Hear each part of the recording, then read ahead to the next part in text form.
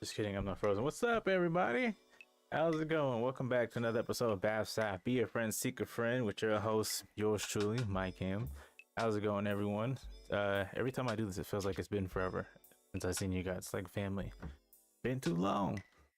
We are officially in the month of March. About a week now. How have you been? How has your week been so far? Are you looking forward to the weekend? We've got a pretty big month for anyone who likes to party, celebrate, and have fun. But yeah, how's it been? How you doing? I am.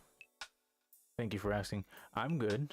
Yeah, I just been taking things one thing at a time. Yeah, but we're good though. Things are getting better. Things are looking up. It seems to be like a promising summer, so hopefully it stays that way.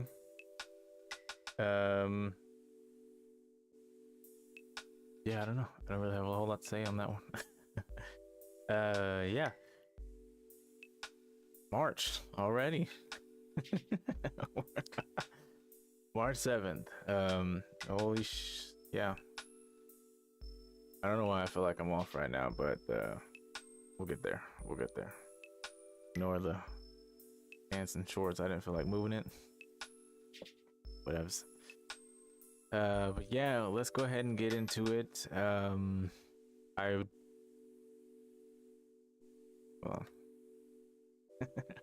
was forgetting something.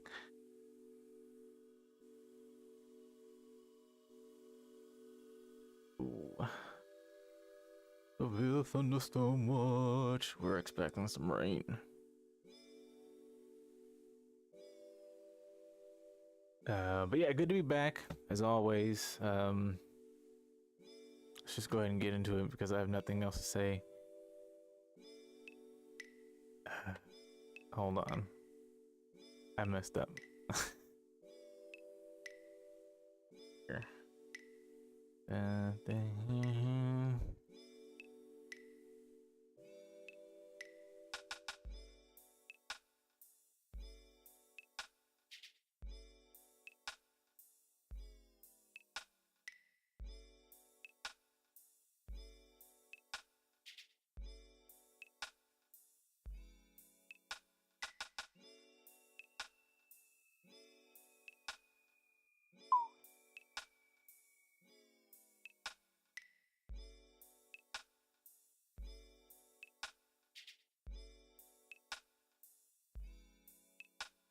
All right, party people, it's time for the weather weather time. Sorry, I thought I was Steve from Blue's Clues for a second.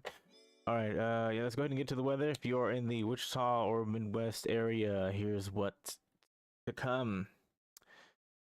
Here's what's expected. So looks like this evening we're expecting thunderstorms all night. Tomorrow, Friday the 8th, we're looking at a high of 46, a low of 29, with morning showers and wind. So it's gonna be cold. It's gonna feel like 32 with all that wind and rain. But looking on the up and up, coming up on Saturday the 9th, we've got a high of 54, low of 30, sunny day. Let's see, Sunday, March 10th, aka Mario Day. We've got a high of 62, low of 38, sunny day as well. Monday the 11th, high of 68, low of 48. It's going to be sunny and windy. Sucks. Tuesday the 12th, we're looking at a high of 70, low of 44 with some clouds. So get outside before we turn back around and get into these spring showers that'll bring May flowers, because Wednesday the 13th, we're looking at a high of 69, low of 50 with night, evening thunderstorms. rolling all the way into Thursday with a high of 68, low of 41 with some showers as well. Getting cooler again on Friday the 15th. High of 60, low of 38, looking at a cloudy day. As well as Saturday the 16th, which is on high of 57, low of 33, partly cloudy as well. Sunday the 17th, we've got a high of 65, low of 32, sunny. Don't expect it to stay high because back on Monday the 18th, we're looking at a high of 57, low of 31, fully sunny day. Tuesday the 19th, we've got a high of 63, low of 37. And for those 3 days of Tuesday, Wednesday, Thursday, all being in the 63 to 66 range, low of 37 to 42, all cloudy days. Tuesday the 19th, Wednesday the 20th, Thursday the 21st, 63, 65, 66. I know I said that weird, but you can always check. And also, don't quote me on it because as the weather does in the Midwest, it is subject to change. So, this month was definitely big for me. I don't know, I just felt very compelled to want to give this episode because of the changes that I've been having in my life. Personally, indirectly personally, and just overall what I've been reading, hearing, learning. Everyone is affected and impacted with this episode, so hopefully you can take with it what you will.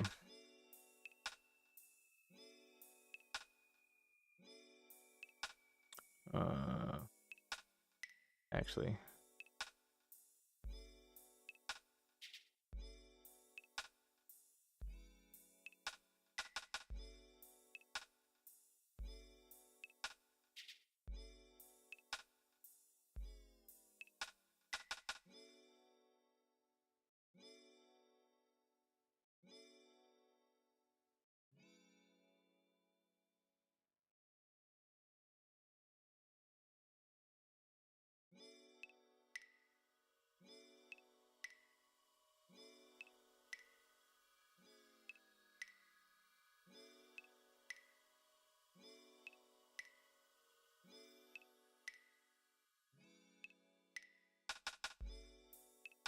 oh, I gotta sign into my other laptop.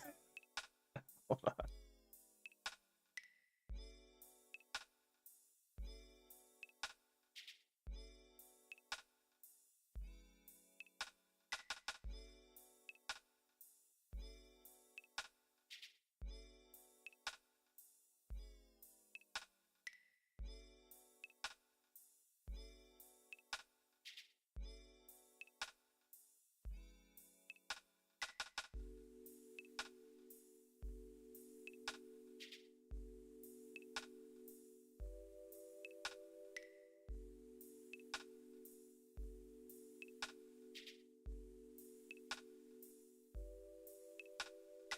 Okay, while that's loading, of course. Hold on.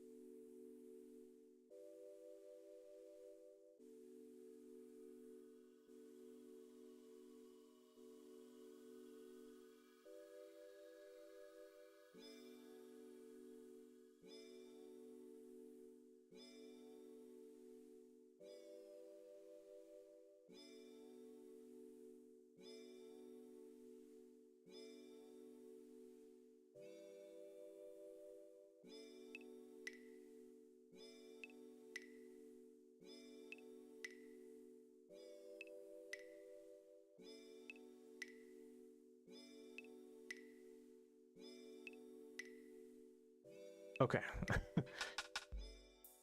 Layout and such, yeah, being picky. Anyway, thanks for your patience. So,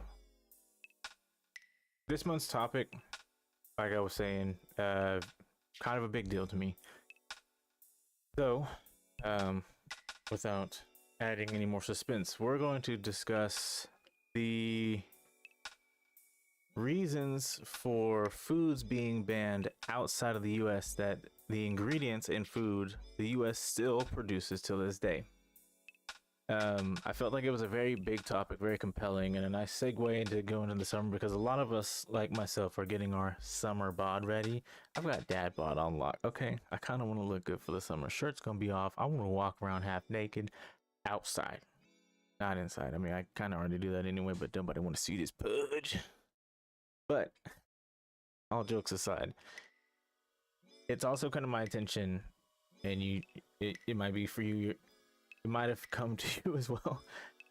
A lot of people are becoming more aware and conscious about what they're ingesting on a daily basis and what actual ingredients mean. And we're actually reading the labels, we're taking time to like research them and figure them out, and we're not letting these news articles that tell us that something about the government, what they're doing, like, we're not dismissing the articles anymore. For instance, let's say, like, we've come to our umpteenth time that something has, like, tomatoes have been recalled because of salmonella and blah blah blah. Well, then you start to really, as an adult, you go, why does this always have salmonella? Why is it always contaminated salmonella? And you start to do your research as to why, what they're using to have, the processes, in which I really thought was a good topic for this month. Coming out of holidays, with everyone, a lot of people like to eat.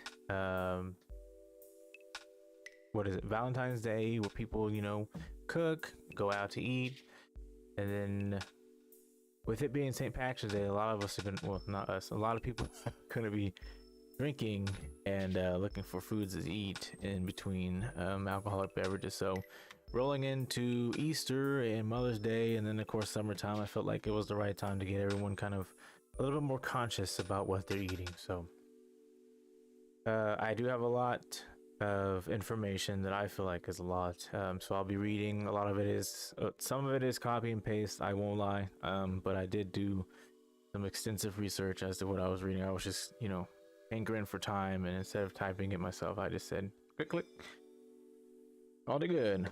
And I mean, I should have cited my websites, but a lot of the websites that I used all had the domain .gov.org, some of them .com, but I made sure to do research to alleviate any bias.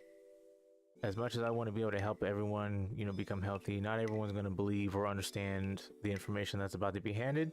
But this isn't just for me to tell you to change your diet, it's to make everyone understand what exactly it is partially that you're ingesting. And if you feel it, make some changes. If not, hey, to each their own. A lot of people smoke and drink every day and think that they're going to live the rest of their life. Some people do. And it's not always food or anything else that'll take our lives. Sometimes it's just natural causes. But anyone who wants to get healthier, let's go ahead and jump right into it. So, as I stated, we are discussing the ban of foods outside of the US, which, we're still using them. I was noting earlier that for myself, personal changes and indirect personal. One being personal is that I don't know, like, since for the past few years, I've been kind of listening to my body a little more, and I've been understanding it a little better and allowing it to tell me exactly, what changes we need to be made. And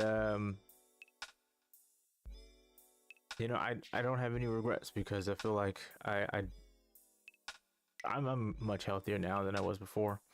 But I feel like with growing, of course, the way we allow our body to move, the way we use our body, like, when we were younger, going from kids to middle school, teens to high school, some people still going to college, some people are going to work right after.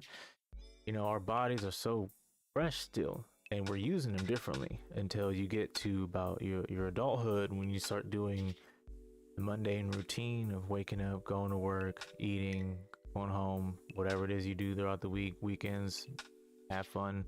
And it's the same thing. Your body's getting acclimated to the same movement, same processes. And of course, as you get older, you start seeing health related issues, all to which some of it can be based on your diet.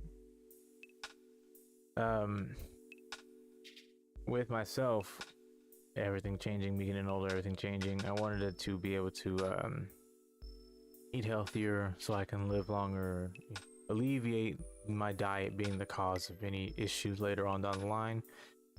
I've got 4 kids. You know, I'm in a happy family. I can't do anything to sully my health too soon. But that would be my personal reason as to why this is so big for me. And another reason is that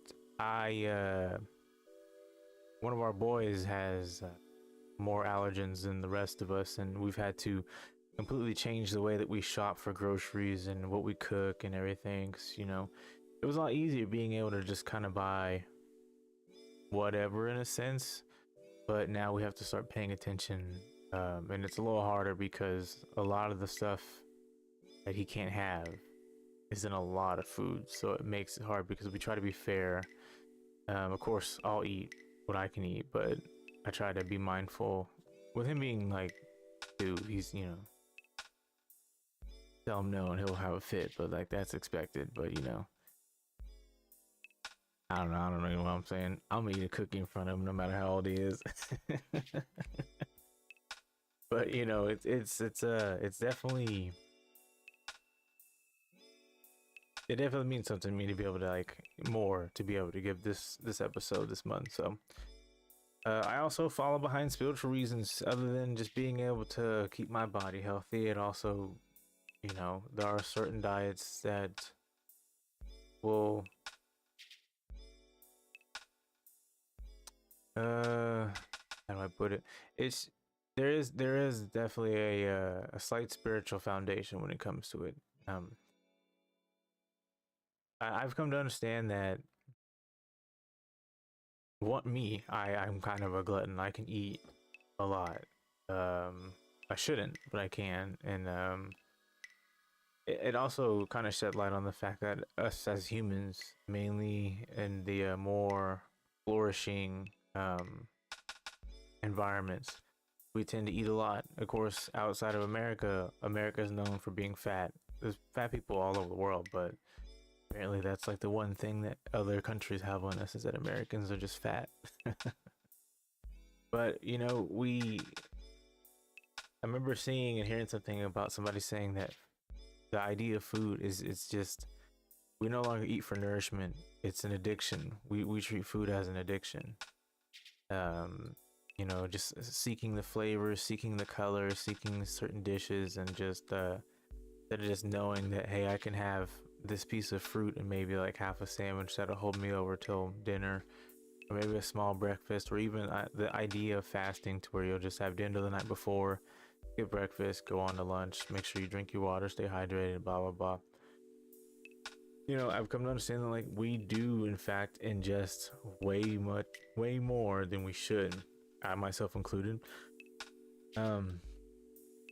And it's all a weird kind of like triangle, or whatever shape it ends up being. It's just like all of a process to kind of keep us in the loop. So much food being thrown at us at a high price. You know, the more unhealthier of foods, the less it costs, but now even that's starting to increase. Healthier foods are more expensive than unhealthy foods.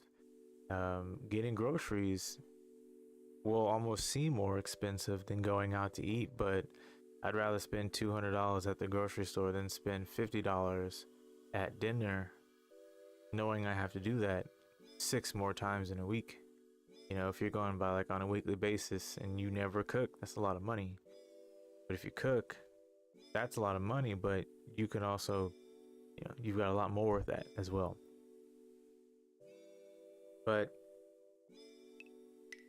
it's just we eat so much in abundance, right? And then so we eat so much. A lot of food's being thrown at us. It's just more food, food, food, food, food. Commercials are all food and health medication. That all I can think about is like it's food and medication. That's all we're seeing in our ads and commercials, right? Food and medication. So then you have your gyms to work out, and there's like a plethora of gyms all over the nation. And of course, gyms thrive the first 2.5 months of the beginning of each year because people have New Year's resolutions to lose weight or get in shape. And so, with all this in full circle, not only are you being taxed for it, but it's like, when does it end? Or like, can you make it better? We got bad foods, weight gain, and then not to mention you throw in mental instability. Because some people, they'll get depression because they're not happy with their appearance, or they're not happy with their health, and it's a circle to keep you in a loop of, I feel great, I want to go eat, I'm eating too much, I've gained weight, I don't like how I look, I'm going to sign up for a gym, or I'm going to keep a gym membership, I'll buy gym equipment for home. And then it's, oh, I feel great, and I go eat again, and it's that circle. And then every now and then you've got health related issues that are thrown in there. So like you have to go to the hospital, pay for medication, pay if insurance for the hospital bills. Like it's all a full circle. So this is all this whole month is just dedicated to like, alleviating those visits and just like living a healthier lifestyle. So you can kind of cut the middleman a little bit, it up to you. All right, so I've already spoken about there's just a list. There's a laundry list of banned foods, banned ingredients, and the list that I have will make you just be like, yep, that's America. But let's go ahead and get into the list so you kind of understand what's banned outside of this country. Or at least has a warning label on it. So we'll start off with Twinkies, which is crazy enough because those were already pulled from the shelves before and then put back on. Stovetop stuffing. I personally don't like stuffing. Stuffing is gross. Every time as a kid, it was made, I would, try it, just to be like, oh, okay, I'm childish, I need to grow up. No. I would go to take a bite of stuffing, and the moment it hit right here, I smell it. Ugh. Couldn't do it. That 1 year, I was just like, never again. So yeah, stovetop stuffing. That's the tongue twister there. Coffee mate creamer. Coffee mate coffee creamer to be exact. That would be, I think, the powder form specifically, but also I think the liquid form as well. Ritz crackers or Ritz Bits crackers, anything Ritz related, banned or comes with a warning label. Skittles, that one hurt me. I love Skittles. American made pork, American processed pork. Pre-packed ground beef. That one didn't affect me as much because we did cut off ground beef. We eat ground turkey. But that was one thing that I changed in the past 3 to 4 years, was cutting out ground beef, any pork, so like no bacon. Like every 2 to 3 months I'll have like a pepperoni pizza or pizza with pepperoni on it. But bacon went to turkey bacon, went to ground turkey for ground beef instead. Never really cared for pork outside of those two specific items. Pulled pork was always good, but didn't eat that enough to really care about it. So yeah, this next one kind of hurt because I'm a fat. Swiss rolls, the Little Debbie cakes, Swiss rolls, banned or has a warning label on them. Maraschino cherries. This one, it tickled me because I The only time I know of maraschino cherries is working at Sonic making the cherry limeades. Big old jar of cherries and it said maraschino on them. I always had fun saying it, but I was like, ooh, ain't get no cherry limeade anymore. Farmed salmon. I recently, because of my wife, I had come to realize that there's two different types of salmon that you'll find in most stores. Farm raised and wild caught. I think there's another one, but yeah. When we go to Costco, there's like wild caught and farm raised or something like that. And I'm like, what's the difference? And she goes, oh, well, one's got dye in it, the other one doesn't. I honestly, even right now, I can't tell you which one is which, but she'll tell me. This one on this next item on the list really hurt my soul because it obviously makes sense. But Mountain Dew. I'm sure if you think about the drink, you'll go, yeah, because it's derivative from what I believe it's derivative from Surge, the drink Surge. Yeah, those try to make a comeback. American processed chicken. I actually saw, so I'll go into it because I don't think I'll talk about it later on. I actually saw a small documentary about American raised chicken. From what I understand and remember, don't quote me on it. Any person who has a farm, they own a farm or they own their own land, right? And the government catches wind of it. They're like, "Oh, hey, you've got the space that we need. We'll pay you to use your area." So what they do, they look for these farmers who have this big land, and they bring in all this equipment. So one guy was talking about his testimonial was that, you know, they came in, set all this stuff up. They had thousands of chickens and I think the ratio was like this little hangar looking thing outside. Looked like it could only hold 1,000 chickens. They had like 3,000 in there. That's just like a ratio that I can give. I can't remember the number, but yeah, this little thing outdoors, it looks like a little hangar, would only hold 1,000. They bring in 3,000. Now you can probably be like, that's bad. Well, yeah, it was worse than you thought, because not only were they out of space, any person or animal who is stressed out won't provide or, you know, like live the best conditions, and therefore, like, you know, stress can really do a number on animals, especially chickens, hens who lay eggs.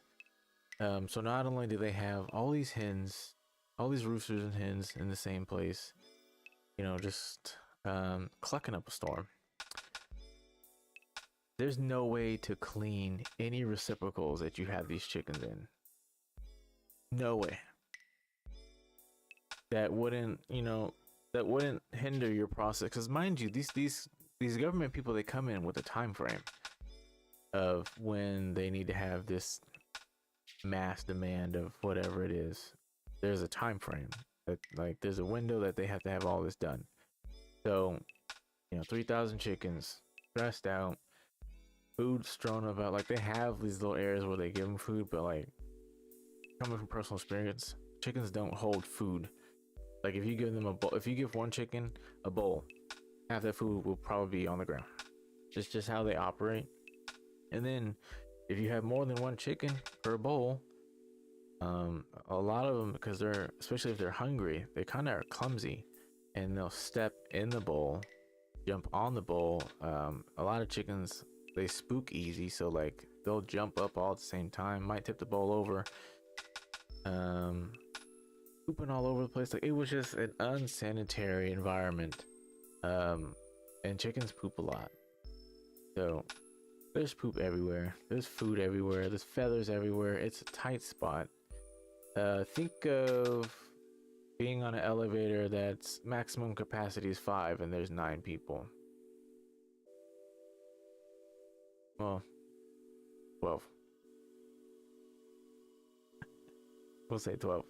But I mean, you guys get the idea. Horrible living, horrible conditions for the chickens. And so with all that going on because of the dysentery and just horrible environment, chickens were dying. But the farmer said you would know that they were dying or they were dead, but it's just trying to get to them was so hard because it's like it's a sea of feathers, sea of chickens, and moving them, you know, like they won't move.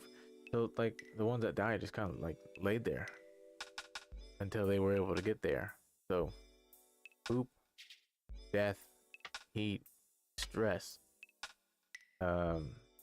just, and then with all that, right?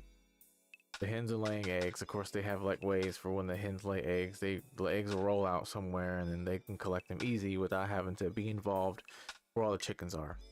And then some of these chickens were used as food.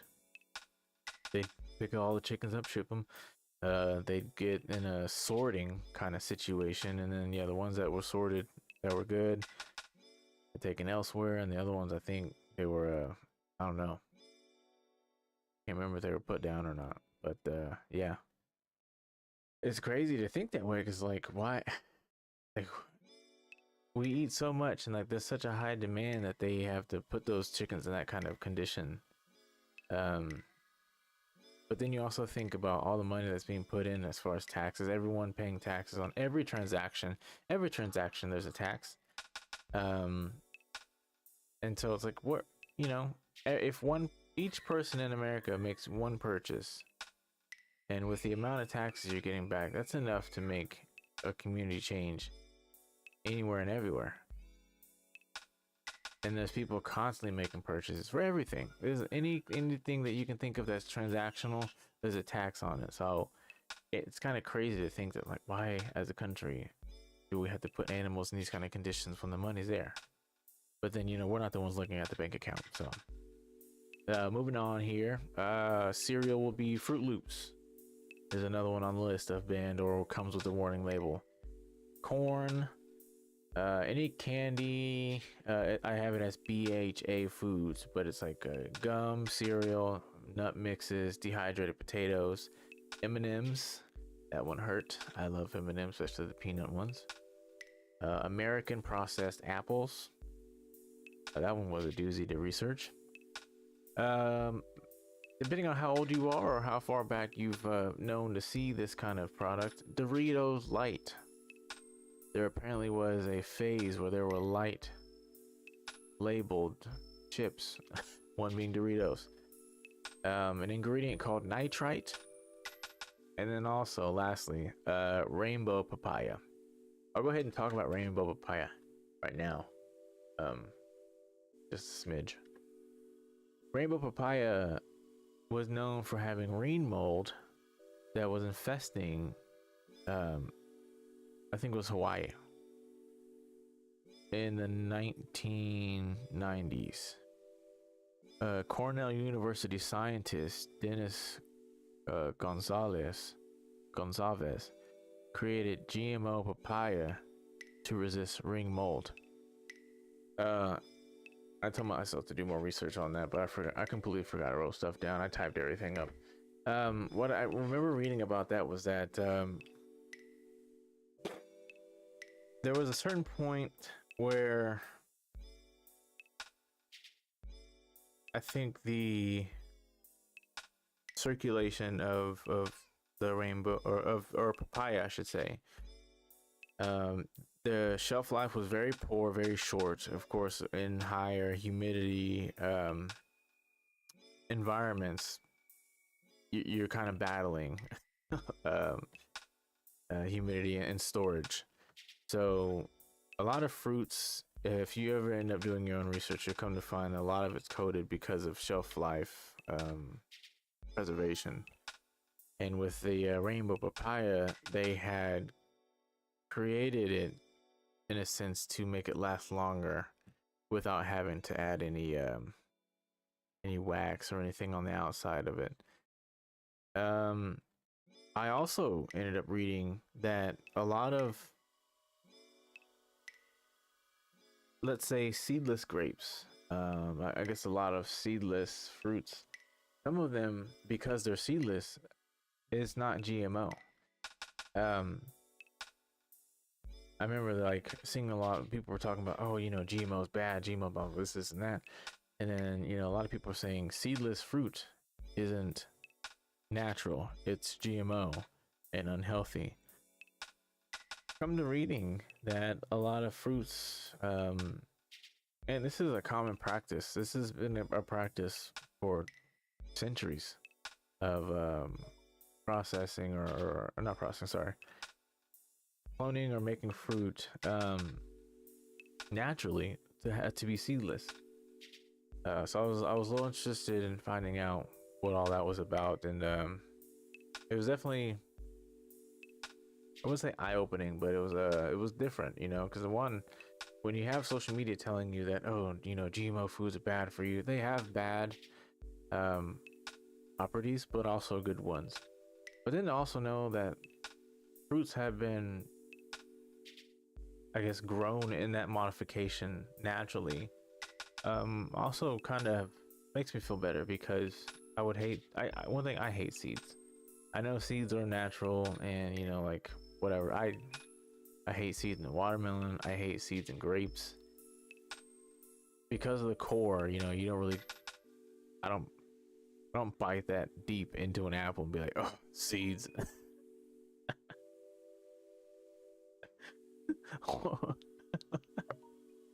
Or a pear.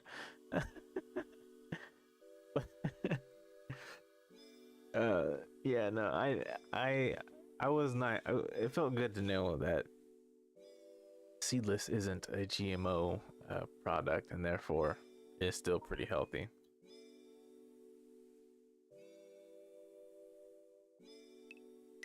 So I've been throwing around this term GMO, genetically modified. I can't remember what the O is.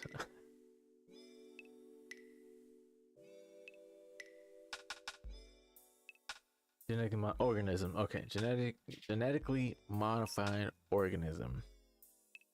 So with GMO and foods, 19 of 27 members of state in the European Union have opted out of using GMO.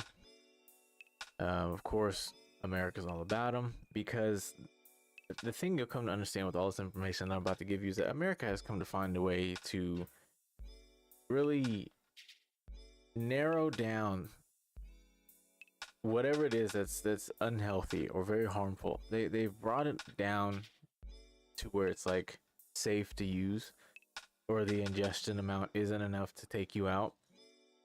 I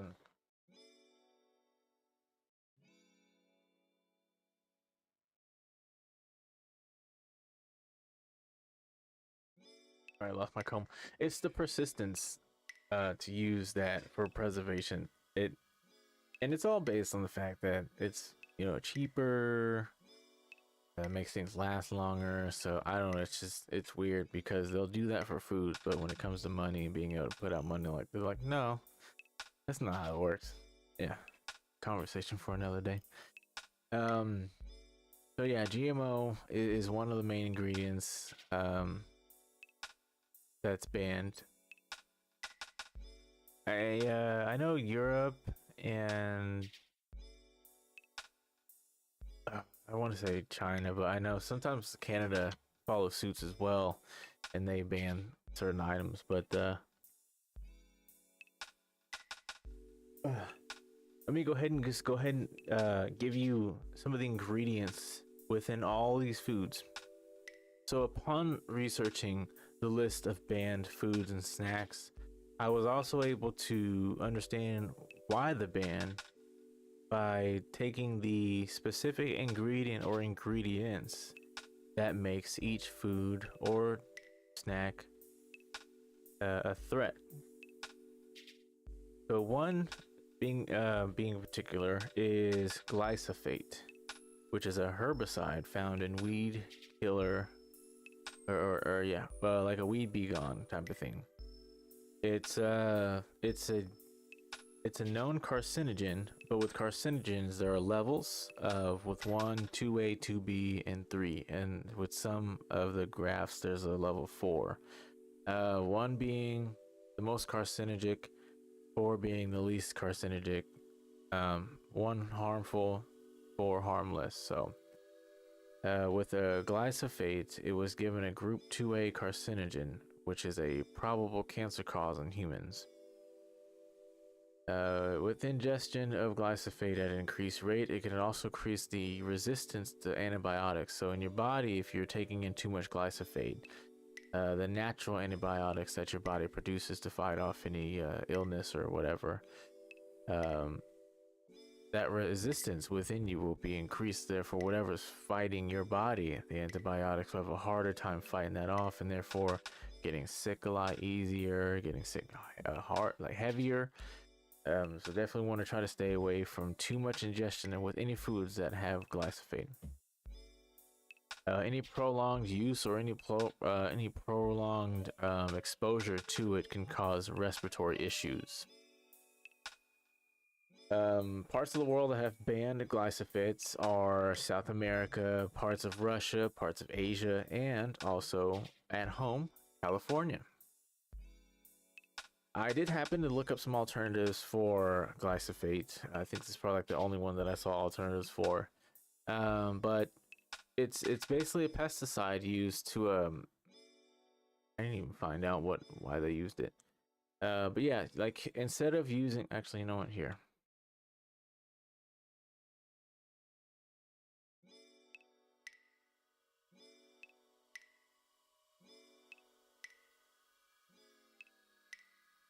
Oh, glyphosate.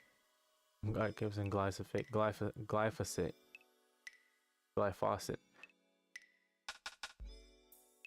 So they use glyphosates to target weeds around fruits and vegetables and nuts. Because you know, whenever you're growing crop in agriculture, you'll run into weeds, and weeds can actually ruin that. So as a weed be gone, they're using glyphosates. Glyphosates. I don't know, I'm gonna say glyphosates. Which in turn can will get on your product. So some alternatives were natural acids like vinegar or citrus acids, herbicidal soaps, iron-based herbicides, salt-based herbicides, and phytotoxic oils like essential oils, clove, peppermint, pine, citronella, and corn gluten. Earlier I had talked about nitrites being one of the banned foods or snacks, which is just an ingredient. Nitrite causes formations of carcinogens, also known as nitrosamines and nitrosamides, nitrosamides and nitrosamines. Nitrosamines and nitrosamides. All right.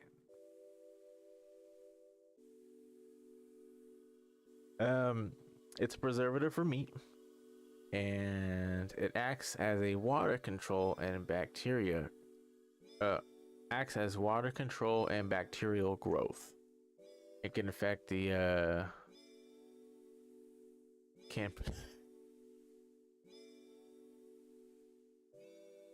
nitrite. The use of nitrites and the extensive exposure of nitrite has been linked to bladder and stomach cancer. Hey, Sean.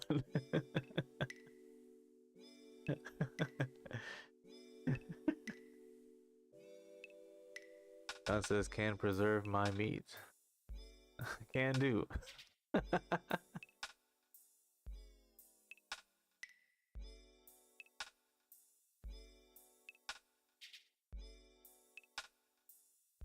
All right.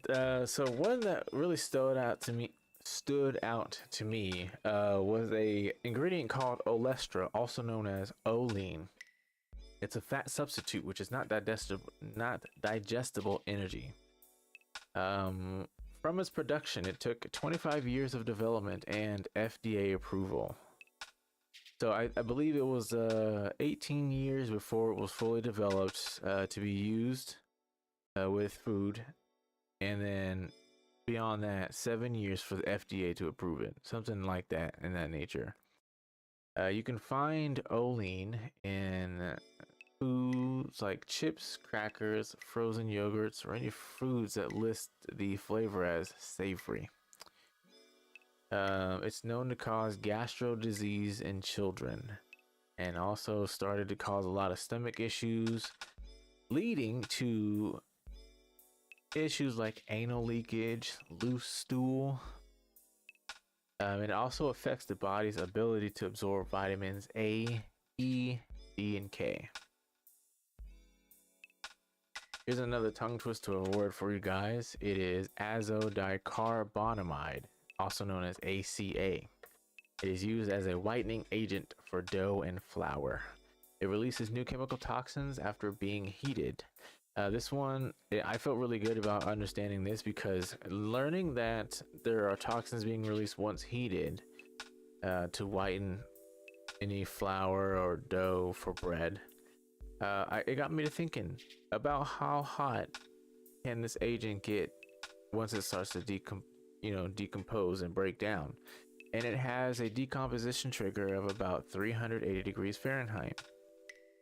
So once this chemical is broken down into its toxins, it does create one in particular called semicarbazide, also known as SIM. It was tested on mice, SIM, and resulted in tumors increasing in the female. Nothing shown or resulting back about the male, however. You'll find ACA most found in bread products, to which it must be labeled in the ingredients per the FDA. So with ACA, it's so strong, and then not only that, like the semicarbazide is so strong and present that they've diminished it down to where it's usable, but it for a fact has to be, once used, it has to be on that label in the ingredients. It'll say either azodicarbonamide or it'll say ACA. Not SIM, it'll just say ACA or azodicarbonamide.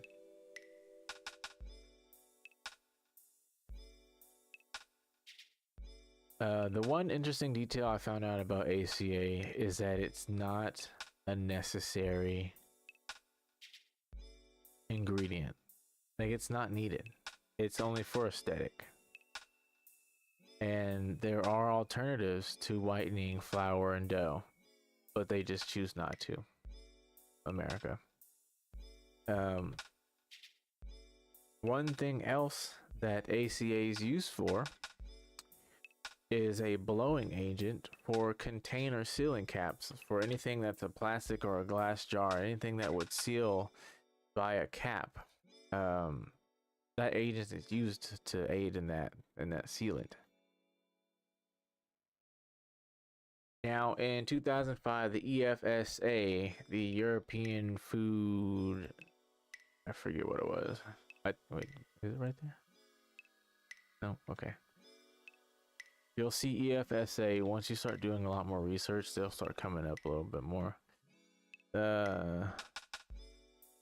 It's the European Food Safety Authority. There we go.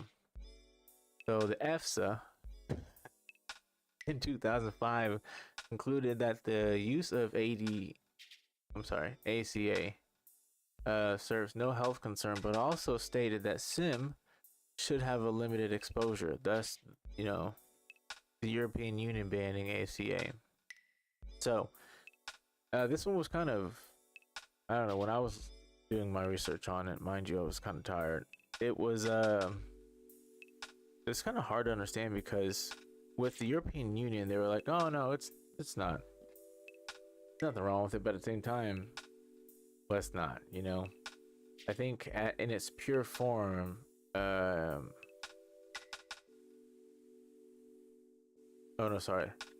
once ACA is broken down to SIM is the one that's really a heavy hitter.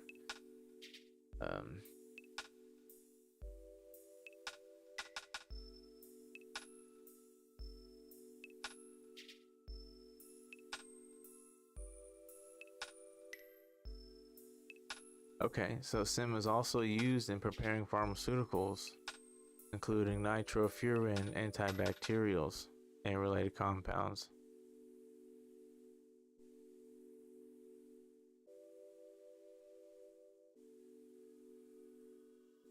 Getting into contact with SIM hydrochloride can affect your eyes and skin. Breathing it in or having any contact to your skin, it can be affected. Eye or repeated exposure may damage the nerves, causing weakness, pins and needles, or poor coordination in your limbs. Yeah, and I'm sure in the factories when this chemical compound is created, they're suited up head to toe. A lot of these places like plants and manufacturers, anytime these highly volatile chemicals are used for food or preservation, they're just covered head to toe. Gloves, almost like a hazmat suit, face and everything's covered. I'm sorry.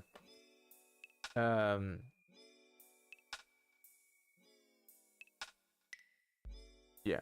So yeah, that was the ACA, and then the next one that we have here is DPA, also known as diphenylamine. Diphenylamine. Yeah, DPA. Indoor use agents used for apples via dipping, spraying, or powder post-harvest. So, you guessed it, it's the coating on your apples that makes them shiny and also reserves their freshness to keep from browning. But it can also be toxic as well. Studies have come to show that a slight toxicity by breathing it in or touching of the skin. So like I said, anyone processing these these apples with this carcinogen, they'll definitely be dressed head to toe. One thing that really got me about DPA, with it being on apples, I didn't actually think about it until I was reading it. It can also be found in apple juice, apple sauce, and pears. So that was kind of eye-opening for me because I'm not necessarily an applesauce or eater or apple juice drinker, but the kids are. So I was like, oof.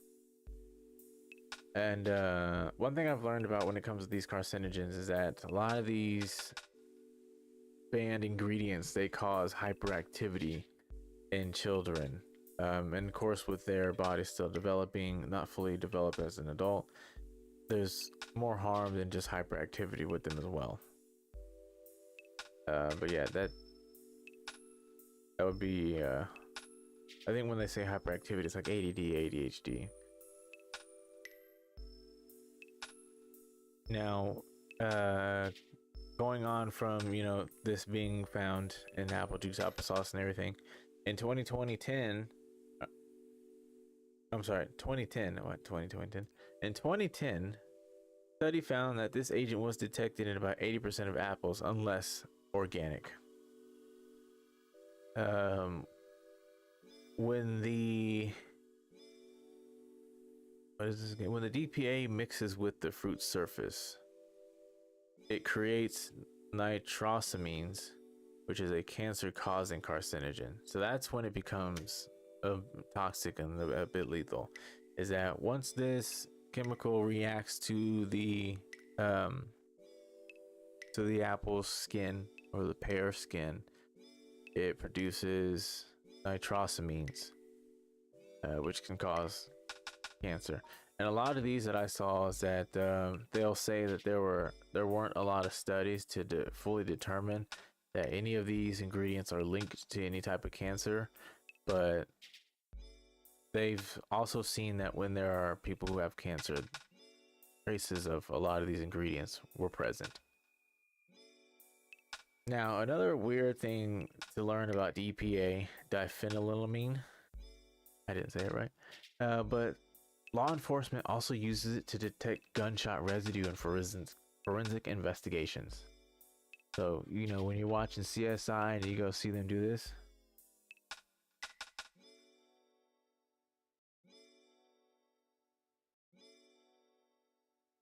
that's his fingerprint. We got him. That's DPA. That's diphenylamine.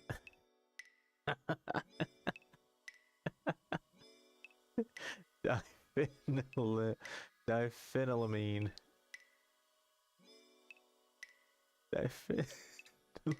Yeah, diphenylamine. So yeah, that was a big one. You know that this ingredient to make your apples look cool. They also use this to catch perps who shoot guns and run away. All right, so this next one is a big one for anyone who likes candy, anyone who has kids, anyone who does makeup. It is the blue, red, and yellow dyes found in food, all to which most to all the color dyes in food are bad for you. One thing I learned that I wish we were able to learn in school, like middle school, high school, is that the finished product of food doesn't necessarily look good. So they always add in color to excite, you know, what you're seeing. I get it and I don't. I think, like I said, it's a full circle, because here you are with all this food and all these colors and it looks good because of that. I would rather it look bland and I'm eating healthier than for my, you know, instead of my food looking super vibrant and then it's like, you know, you can only have a few bites, otherwise it's the more you eat, the more harmful it's going to be. So I stated blue, red, and yellow dyes, right? So that's like red 40, yellow 5, yellow 6. Those actually specifically have been found to be contaminated with benzodiazepine or other carcinogens. At least 4 other dyes, like blue 1, red 40 again, yellow 5 again, and yellow 6. Oh, okay, so all of those plus blue 1, they can cause hypersensitivity reactions. I did happen to find a list of dyes that you should try to avoid, because these are one of the few of the worst ones to come into contact with or ingest. Understand all this information I'm giving to you. Eat in moderation for every reason. For health related issues, for weight related issues, for personal issues. Just eating, and trust me, I'm not saying this just to say I eat moderate, because I don't. But I'm also learning to teach myself to do it, like to be okay with knowing I could take this one plate. Like, you know, there's that in between stage where you feel like you've eaten enough, but then you also feel like you could eat more. Don't eat to be full, eat to be replenished. When you eat and you feel like you're that in between stage, like if you feel your stomach and you like listen to it, when you hit that in between stage where you're like, I feel like I've had enough, but I also want more, that want more, tell yourself no and just go drink some water or something.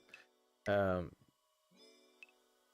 that's a good stopping point. That's definitely a good stopping point. I tended to ignore that a lot. Being full sucks. Just it's so uncomfortable.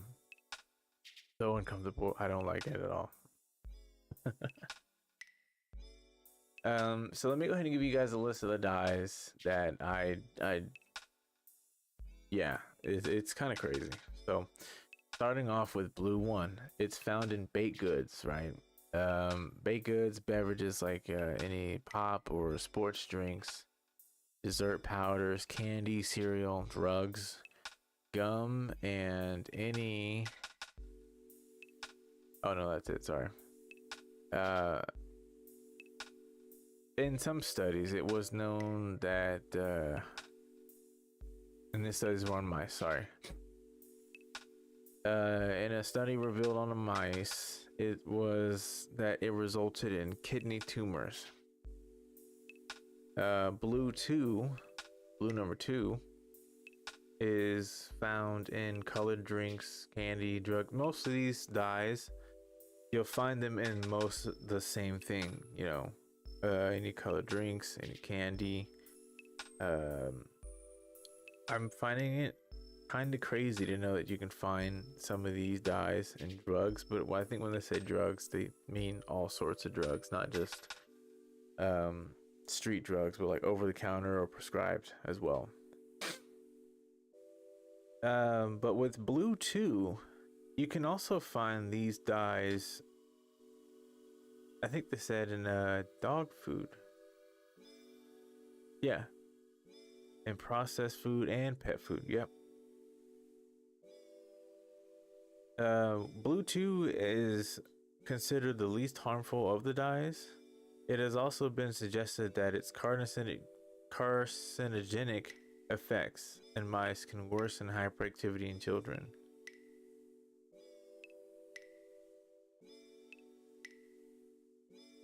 So what they're saying is that they believe that whatever reaction that the mice are giving, it'll be that much more in a human or a small child, which is also human. This one kind of threw me for a loop because I didn't realize that there was actually a green, and to have a green 3 at that.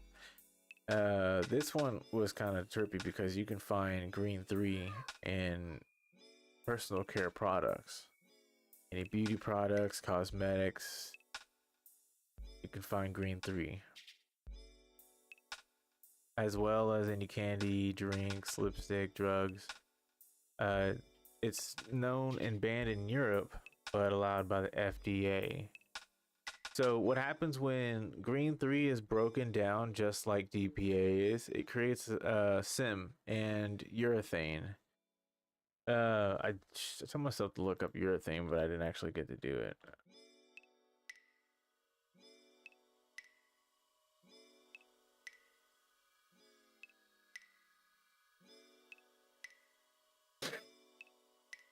So urethane you can find in alcohol beverages.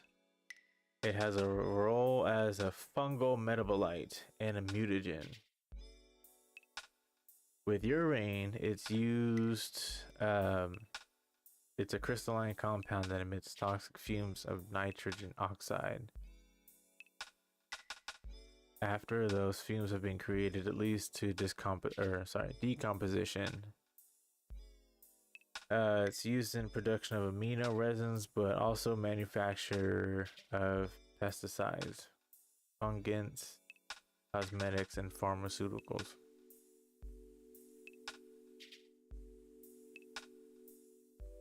I almost fell asleep there.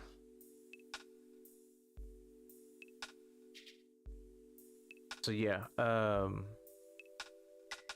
actually, here's another one I wanted to also look up.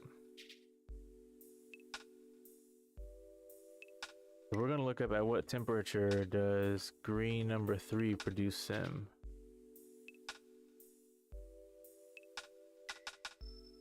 And that SIM has an SEM.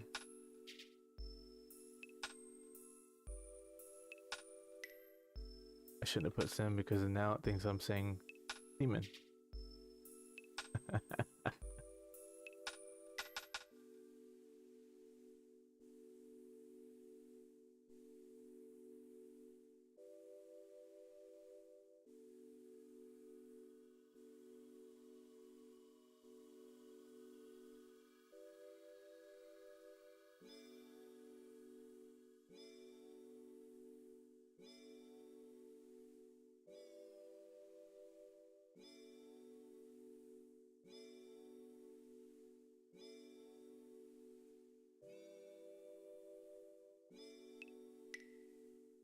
Okay, not giving it to me right now, if that's okay. I assume it's not too much further away from the temperature of DPA. But we'll move on here. So let's go ahead and get into red number 3. which is more commonly found in sausage casings, oral medication, maraschino cherries, once again, um, baked goods, and of course candy. The FDA did recognize that red number 3 is a thyroid carcinogen in animals.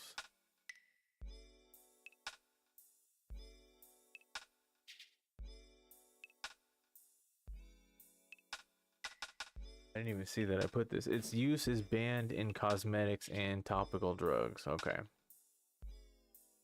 The next one here we have is yellow number 5, which is often found more so in baked goods, drinks, and dessert powders, as well as gelatin desserts, and then cereal, cosmetics, drugs. Some studies show that yellow number 5 can cause hyperactive behavior in some children. Animal studies link to the decrease in sperm counts. Yellow number 6 is also a level 3 carcinogen, one of the worst of the food dyes. Short-term effects have allergies, hives, rashes, hyperactivity in children. Long-term effects of being exposed to yellow number 5 would be asthma and tumor development. So a lot of things that have yellow 5, might want to stay away from those. A big one would be Twinkies, yellow Starburst, lemon Gatorade. Definitely want to stay away from yellow 5. Now yellow 6 was banned by the British Food Standard Agency. And then for a weird reason, the ban in America was appealed. So opposite of what British had done for that. And it was appealed by the Center of Science and Public Interest. So the U.S. allowed this appeal to be processed, and then for yellow 6 to just still be okay because they deemed it not a harm to society.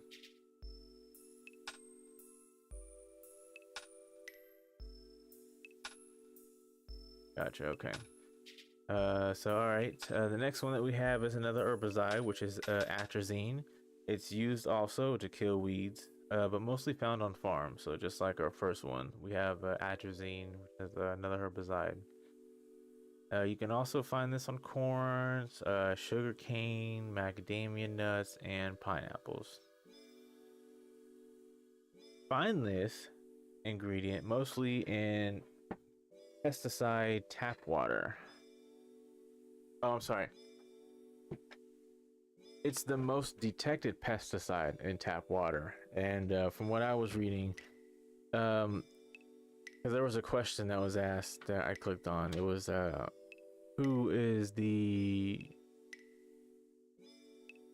most affected to being in harm's way of atrazine? Anyone who lives near a river, who depends on the river as a water source.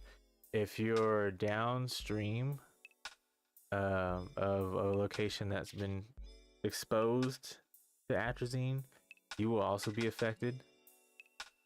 John says, I'll take bad rivers for 100 Mike. Put 100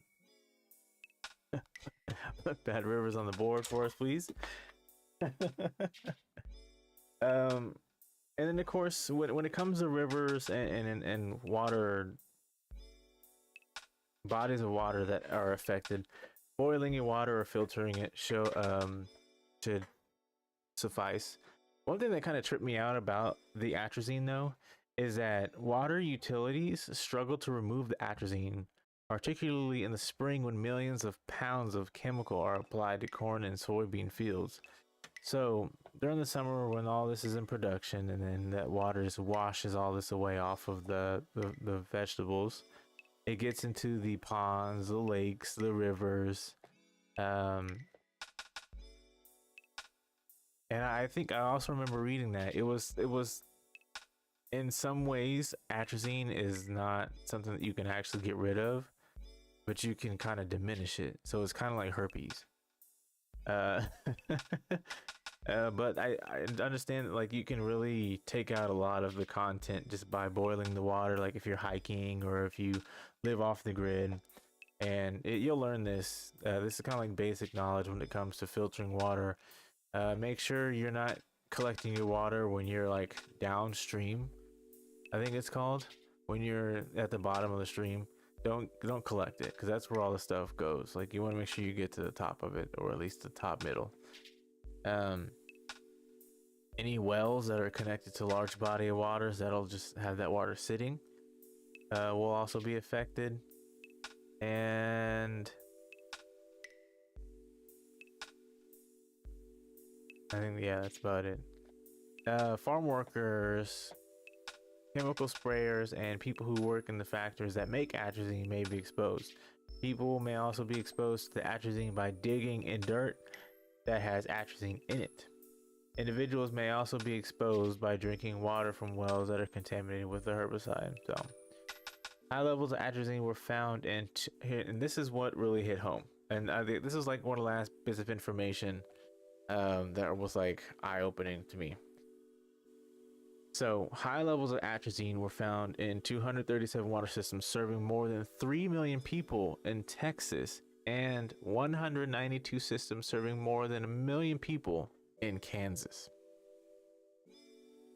And if you're familiar with the Wichita area, that kind of makes you, question as to why, we know that the tap water in certain areas of the city is bad.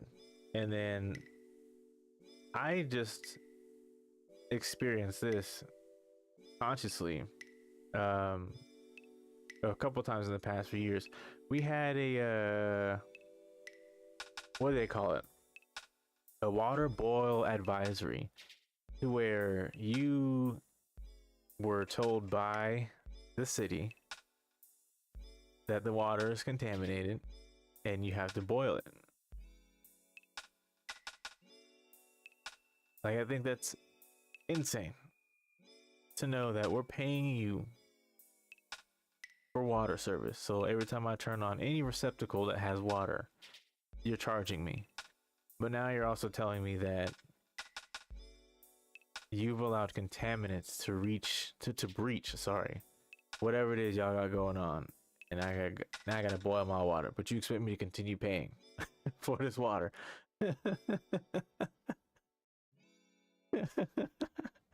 I'm doing the work. But that one, as soon as I saw the Kansas, I was like, wait a minute. Other states that struggle with the widespread atrazine contamination of drinking water are Kentucky, Missouri, and Ohio. So all like a little conglomerate of contamination going on here. John says, I am and also familiar. It's crazy you get charged for collecting rainwater too, and that's contaminated as well in some places. Yes, thank you. That is, and to get me started on the whole collecting rainwater nonsense, because we know why it's illegal to collect rainwater. It isn't just because it's contaminants. It's because you want us to pay to live in your country. And fending for yourself at all costs. There's always a there's always some kind of charge to having your foot set on any grounds that belongs to this country, that belongs to this government. I'm sorry. Which is like, I'll tell you all this. I've been researching any grounds that the country or the government doesn't have its hands on. We got to save those at all costs, and not even just in this state, but in this entire country, because especially knowing that what's his damn name, Bill Gates is going around buying all these farms, just using his money to just shit on everyone. He's collecting all these farms, all these locations, all these open spots, and he's growing his own stuff. I don't know what the hell he's doing with all of it, but I know he's buying big plots of land, huge plots of land. That's me right there. That's what he's doing, so far as I've heard. So I feel like we have to start coming together and really starting to buy against the government. They're getting ready. Yeah. It's crazy because like we got some of these people some of these one percenters who are the wealthy, they're getting ready for here, and then we got the other ones getting ready for the moon. Like, what the heck is coming? To where we're not safe no matter where we go. Oh, I also heard that there was, we already knew this was happening, but like they're making it more known now, or it's becoming more exposed, that the wealthy are also starting to really hunker down on underground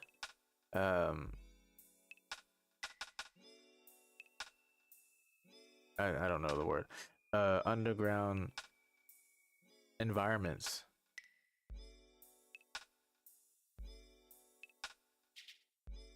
John says those deeds go back decades under lock and key. Yeah.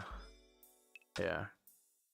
So yeah, the wealthy have been making these underground establishments. I don't know if it's real or not, but I have seen a couple videos where some people like they've stumbled upon finding these underground establishments where like it'll take a golf cart to get you through these hallways, but they also lead to places like, you know what, I'll cut it short. If you have Netflix, go watch the movie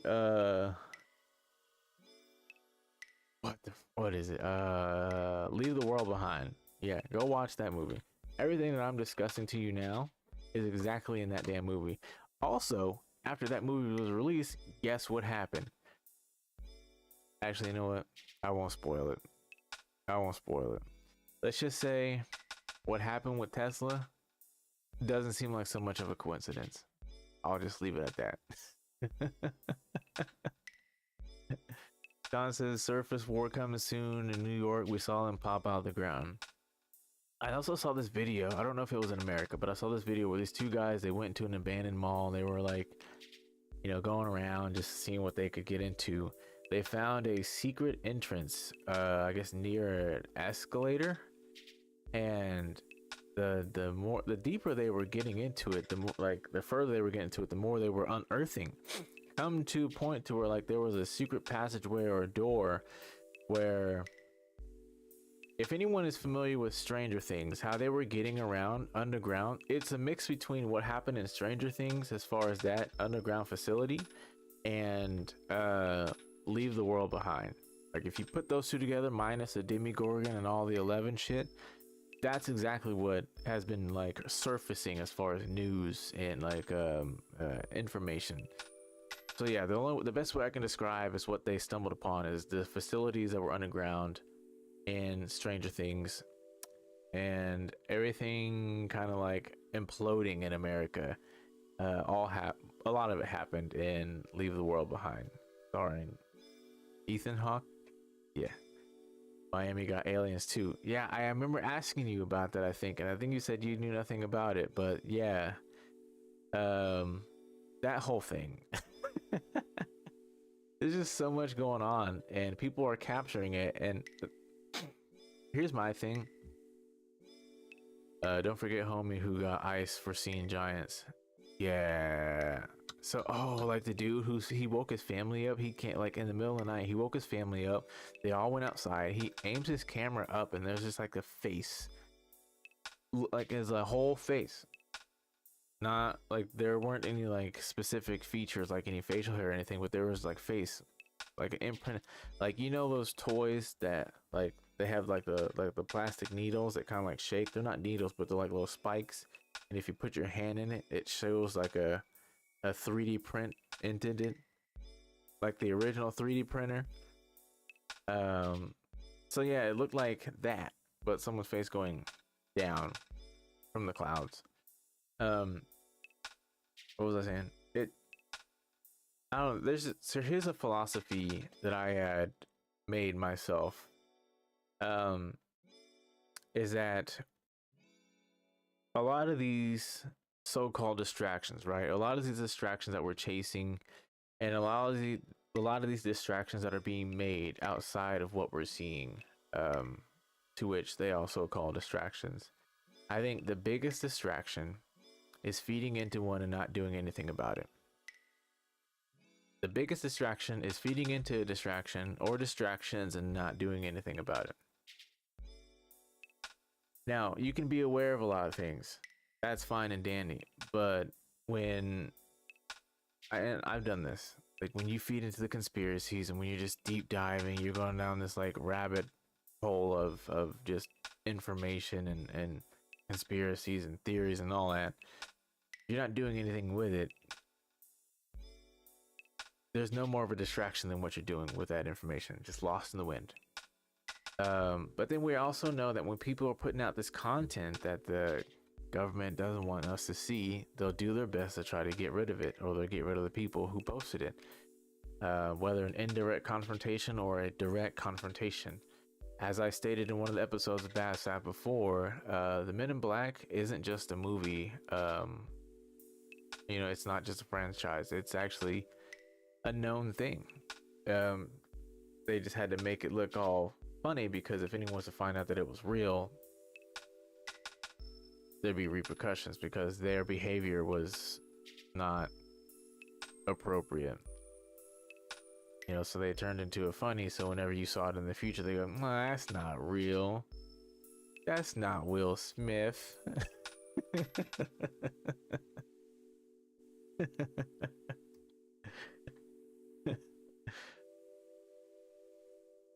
Anyway.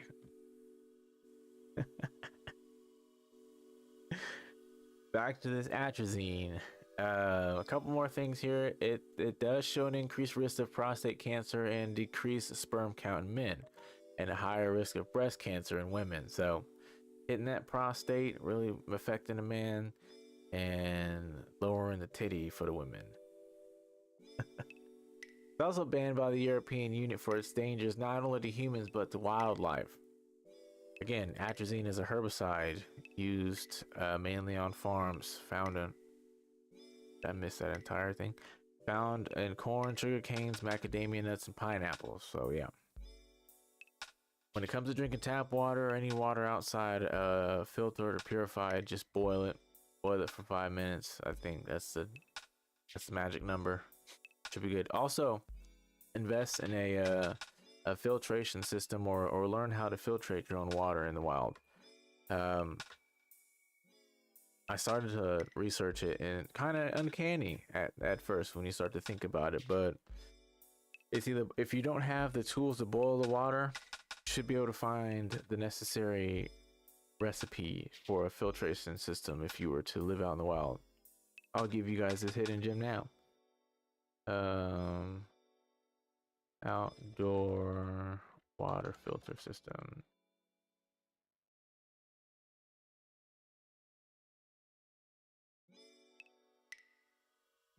Not the right thing. In the wild water filtration system.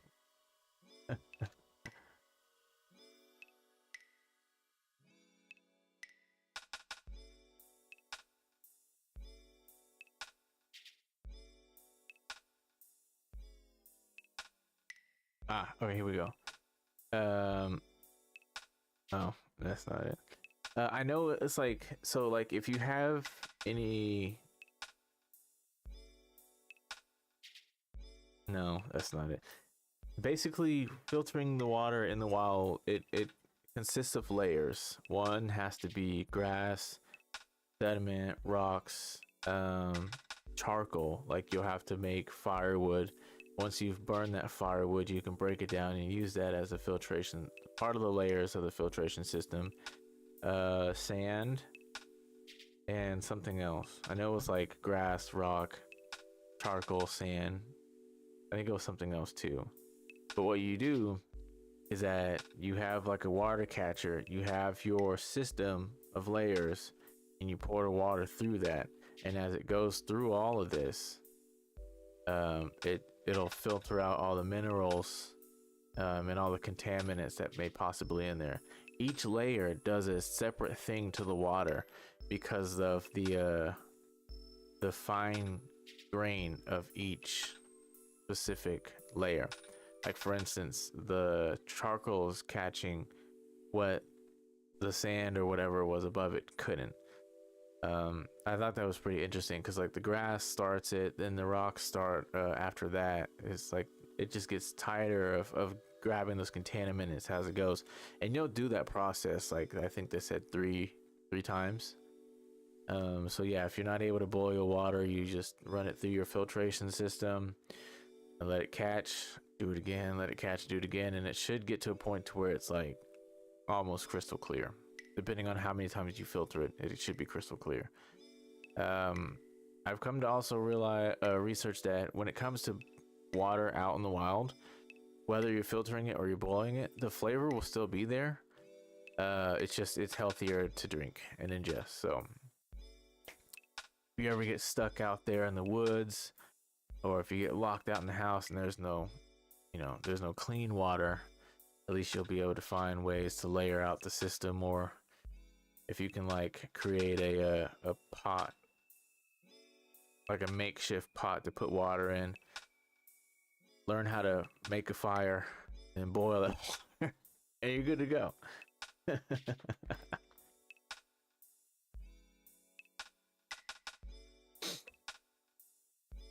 All right, moving on now. So we talked about atrazine. Now we're going to talk about potassium bromate.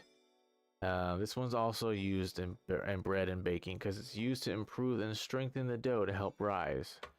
This was banned as a food additive in Europe from 1990, in Canada since in 1994, and in India since 2016. Other countries that have banned potassium bromate are Nigeria, Brazil, Argentina, South Korea, Peru, China, and Sri Lanka. It's mostly used for breads, bagels, and pastries. Sean, do you know anything about potassium bromate since you have expertise with bagels?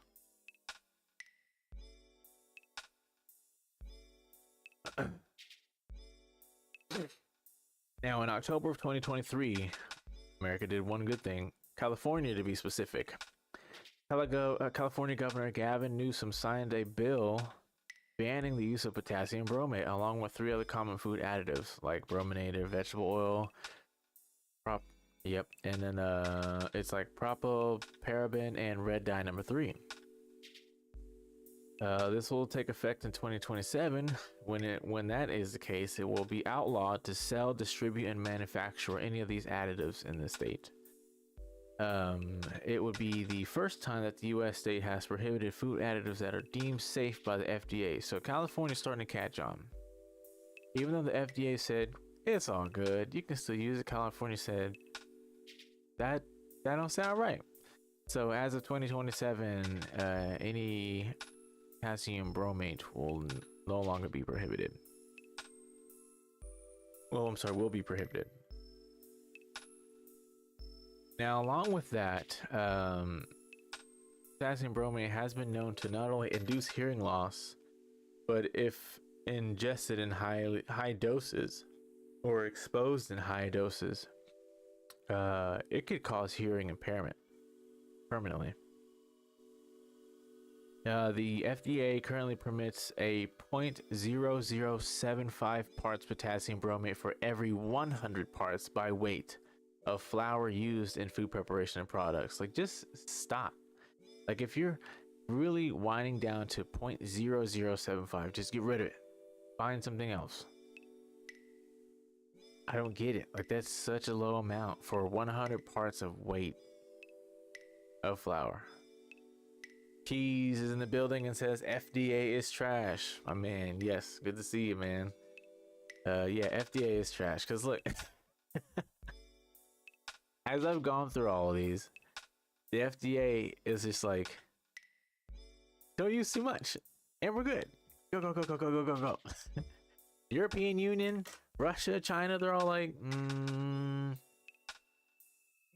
we're not gonna do our people like that. There's a risk, we won't take it. America's all about the gamble, baby. They're like, yeah, what we gonna get? Let me roll a let me use that on our civilians. Okay, we'll run it back. We'll spin that. Give me the dice again. Roll it, roll it, roll it, roll it, roll. Oh, let's use it. Just not so much. All right, tone it down. Okay. Yeah, FDA sucks. This next one here, I was kind of confused. It's probably because I was in a rush, but RBGH, RBST, and SBST. So RBGH is recombinant bovine growth hormone, which is a synthetic hormone that is marketed to dairy farmers to increase milk production in cows. It took me a while to figure out what exactly they meant. So basically, this is an injected substance into cows to promote the production of their milk. So naturally, cows produce, I think, RBST.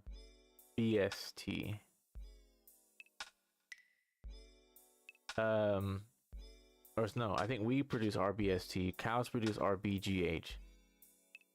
But with that, the milk from any RBGH injected cow will show higher amounts of IGF-1, also known as insulin-like growth factor number 1, to which will show increase in development of tumors. Now, with these studies, the studies on the RBGH and the RBST, a lot of them have been kind of convoluted, not solidified at all to what I was researching. But some of them have showed that those who drink milk have about 10% more IGF-1 than those who don't drink any at all or very little. But it also showed in that study that a lot of these milk drinkers were drinking soy milk. So they don't necessarily know if it's milk in general or if it's the type of milk that they're seeing these levels increase, which I find to be bullshit, because how is it that you're like, oh, well, soy milk is showing levels too, but then, you know, cow milk is showing, I don't know. I try to put myself in a position to try to understand, but some of these are just like, I think you're lying. I think you're lying. I've never been a big milk drinker myself. Fucking gross. I don't know. I've never been one to be like, this tastes good. Let me have a glass. No, I can only drink milk if cereal has been in it and finished. Lucky Charms, Cinnamon Toast Crunch, Reese's Puffs, Cocoa Puffs. But that's the only ones I can think about that, you know, are worth drinking. What was it? Chips? No, not Chips Ahoy. The cookie cereal, yeah, and the Oreo cereal, yeah. He says it's all about them dollar bills. Sean says dollar bill, y'all. He says I drink almond milk now. For a little bit, my house did switch to almond milk. I think because of our need to change things, we went to whole milk, grass-fed whole milk now. I think because almond milk has something in it that my son can't have, so we just don't even keep it in the house. I heard something about almond milk not being as healthy as it's been promoted to be, but I don't know. I have to do more research on that. I saw one video of one guy talk, and I sent it to my wife and left it at that. But with a lot of these videos where these so-called professionals and they come out and they say this and that, I find it interesting just to hear what they have to say. Because a lot of the stuff that people are talking about are some things that people got into because they were phases. And then, you know, years down the line, someone comes out and is like, oh yeah, no, it's unhealthy. Like, where the hell were you? sitting around with the world, just drink this milk. I don't know. I'll have to look that up later. Probably put that on the 21st episode, if almond milk is actually bad or not. This next one is, I think this was a controversial ingredient, but it was the use of ammonia or ammonia gas. From what I could gather on this was that it's used as a filler for ground beef, or when mixed with water, used to remove contaminants like salmonella and E. coli. Of course, with ammonia, it has high amounts of toxicity because it is corrosive in the nature.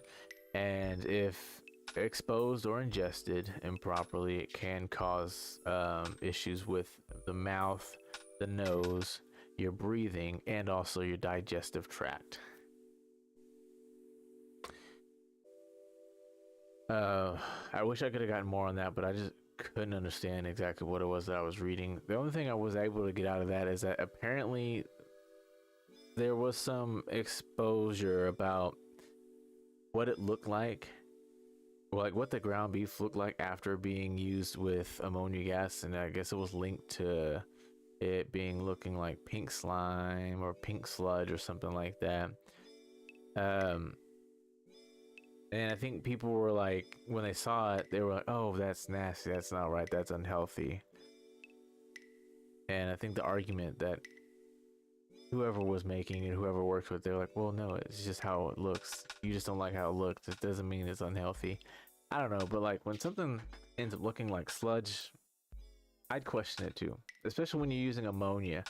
Now, with ammonia, they can only use not even in moderation. It's very limited. That it's like you have to use a very low amount to be used in order to be used as a filler for the ground beef.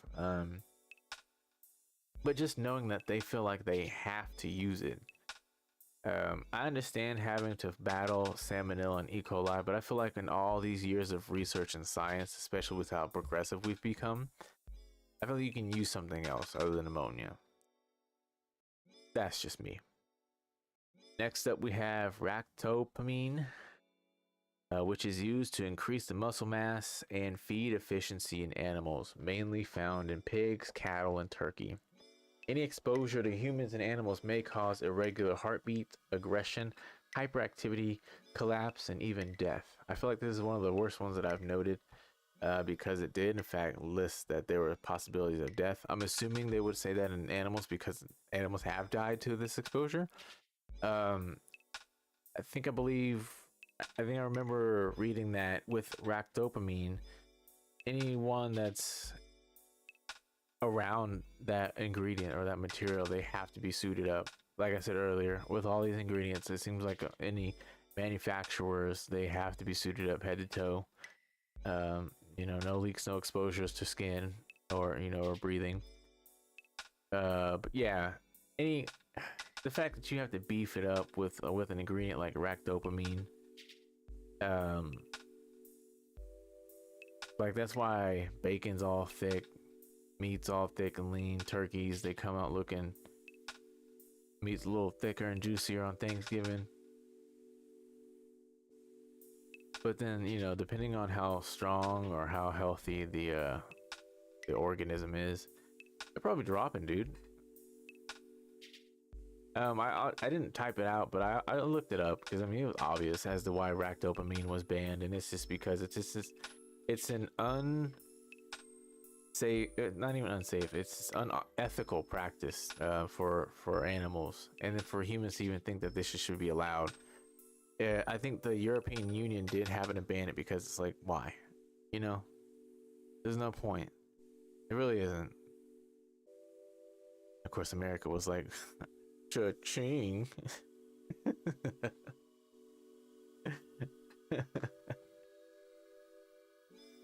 All right, we've got the next one here. The name just sounds horrible, right? So it's titanium dioxide. It's another whitening mineral in powdered form used for candy, pastry, gum, chocolate, and coffee creamers. Of course, the European Union banned it for health risks such as DNA damage and immune system toxicity.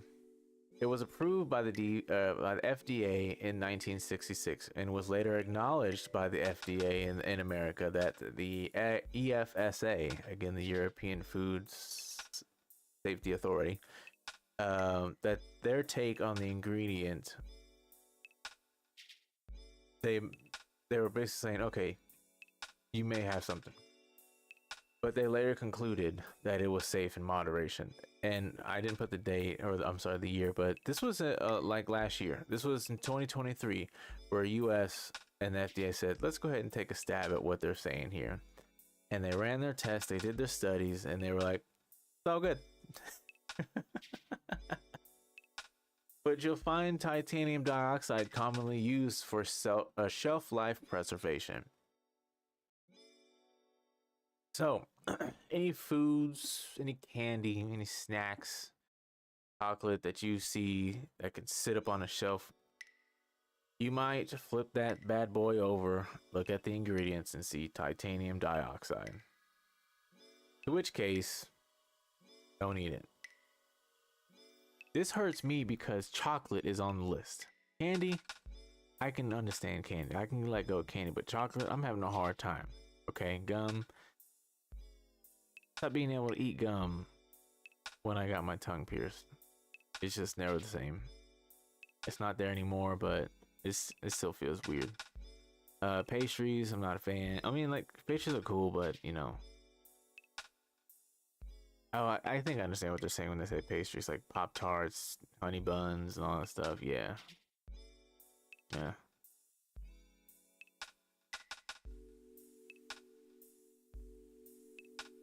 One that I did actually want to get in touch or touch base on. There's a few others that I've got time. I thought this would take longer. Next one would be hydrogenated cottonseed oil. Let's take a look at that one. Hydrogenated cottonseed oil.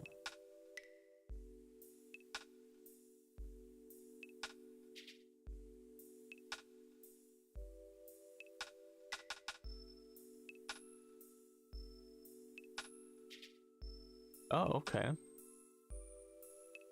So, upon further investigation, in 2015, the FDA said that, oh, sorry, hold on. Hydrogenated oil comes in two forms, partially and fully hydrogenated. In 2015, the FDA said that the partially hydrogenated oil is not safe and removing it from food could prevent thousands of heart attacks each year. The following article discusses why I should have read that inside my head. So this oil is a type of fat that food manufacturers use to keep foods fresher for longer. So another shelf life preservation, tactic or method. Hydrogenation is a process where manufacturers add hydrogen to a liquid fat, such as vegetable oil, to turn it into a solid fat at room temperature. So partially hydrogenated oil, also known as trans fat. Okay. In the past, these oils have been processed foods. According to FDA, foods that used to contain large amounts of artificial trans fat include most baked goods, stick margarine, frosting, coffee creamers, and snack foods. I think they just need to stop. Oh, I don't know. I like my coffee creamer. I wonder what kind of coffee creamers though. So in 2015, FDA declared that trans fat is not generally recognized as safe and had to be phased out by 2018. However, trans fat may still be present in some foods. According to American Heart Association, or AHA, trans fat occurs naturally. I'm childish. Trans fat occurs naturally in certain animals such as cows. Okay. Now with fully hydrogenated oil, it's used a process to take a liquid oil and transform it into a solid at room temperature. As the name suggests, the oil is fully or nearly completely hydrogenated, which reduces the amount of trans fat in the final product. Unlike its partially hydrogenated oil, FDA still allows products to use fully hydrogenated oil as of 2018. In 2020, the FDA releases certification that states fully hydrogenated rapeseed oil is safe for sparing use in food products. Though hydrogenated oils may be safe, it does not mean they are necessarily good for a person to consume. Products that contain them are often highly processed with added sugar and salt. A person should still avoid foods that use hydrogenated oils and opt out for fresh fruits, vegetables, whole grains, and lean proteins instead. According to AHA, food manufacturers add these oils to foods for several reasons: cutting costs, preserving foods, enhancing texture, and enhancing taste.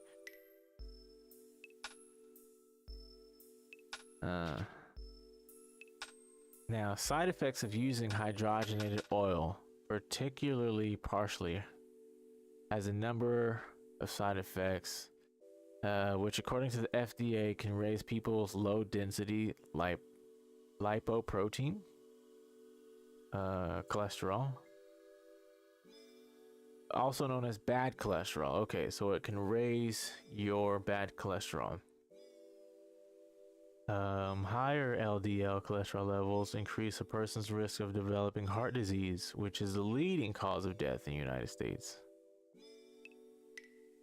AHA add that trans fat can reduce levels of high density lipoprotein cholesterol.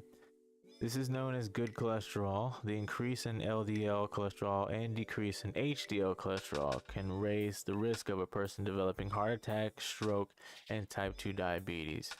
So when you're flipping your levels, that's also putting your heart into a frenzy, and it's just going,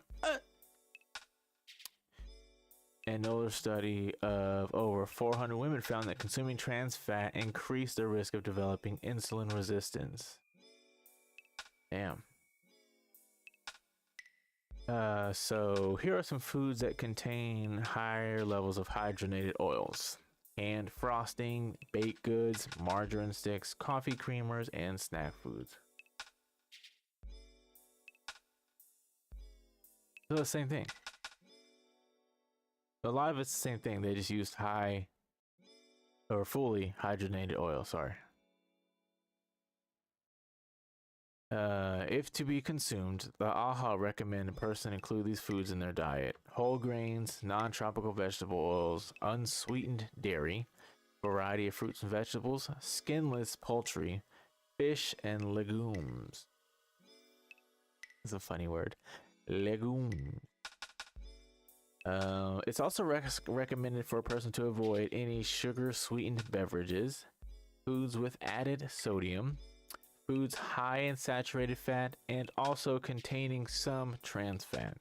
So if you're gonna ingest any hydrogenated oils, best believe to stay away from pop, juice, high in sugars, any fried foods. Eat a salad. That's probably unhealthy too. So America. That is correct.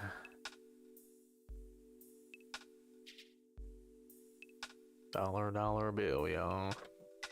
Go outside, choose some grass. They said. Can't even do that. The rain is poison.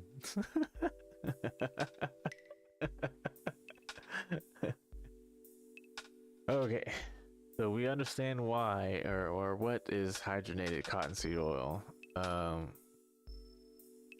Why is it banned? Oh, we already read that. Okay. Okay. You're better than I thought. So the next one will be hydrogenated soybean. There we go. Is that the same thing? Let's see. Damn, grass got pesticides.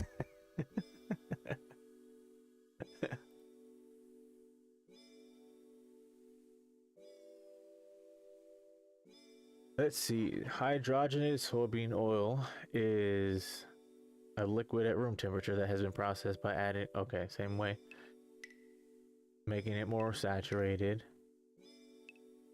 Hydrogenation increases the oil stability and raises its melting point so that it is a solid at room temperature. It's also known as a soft wax. It works with the other waxes in the product that make it slide more easily and therefore be more pleasant to apply.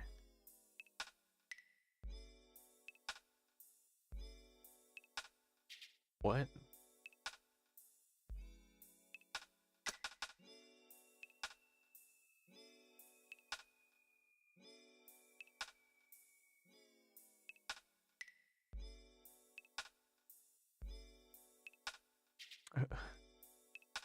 Who the who wants their food to slide more? Just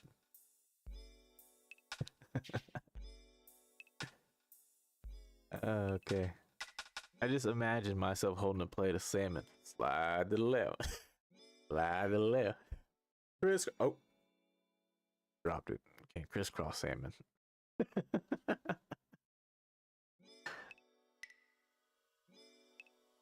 Okay, let's see here. What are the alternatives? Other materials that can be used for this purpose in the product include synthetic waxes, petroleum waxes, and silicones, and other modified oils. So, nothing. Let's see. Let's look for the ban on soybean.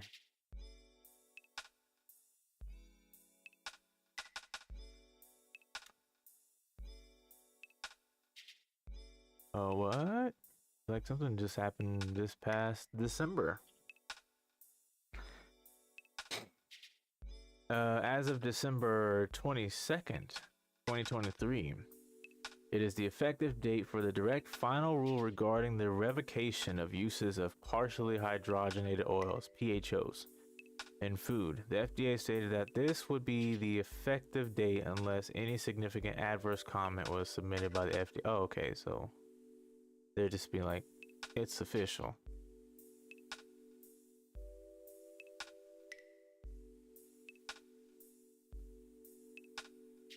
All right. So I guess no matter what kind of oil it is, if it's hydrogenated, it all falls under the same category. Okay. Whether it be soybean, cottonseed, rapeseed, I never heard of that before. BHT. Food.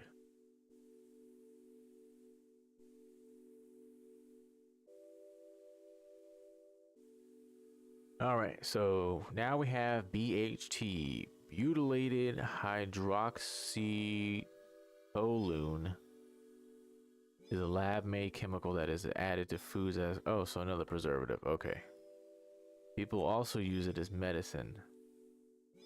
BHT is used to treat genital herpes and acquired immunodeficiency. Oh, AIDS. Okay.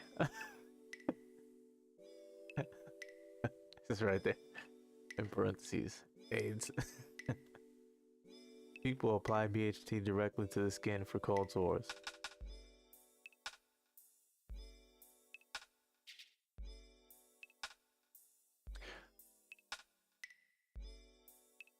What came first when it comes to BHT? Food preservation or genital herpes medicine? Because one or the other was like, maybe we could use this. People who also ask, should I avoid products with BHT?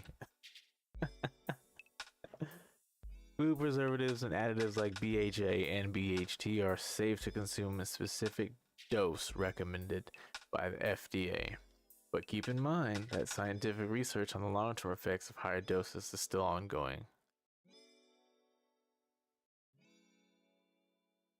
This is what I don't understand, is that if you're still studying, don't make the entire country your guinea pig. Use prisoners. That's what they're there for. What foods are high in BHT? As I listed earlier, gum, active dry yeast, frozen convenience foods, prepared cereal products, prepared snacks, dried and processed meat, potato flakes, enriched rice products, and shortening.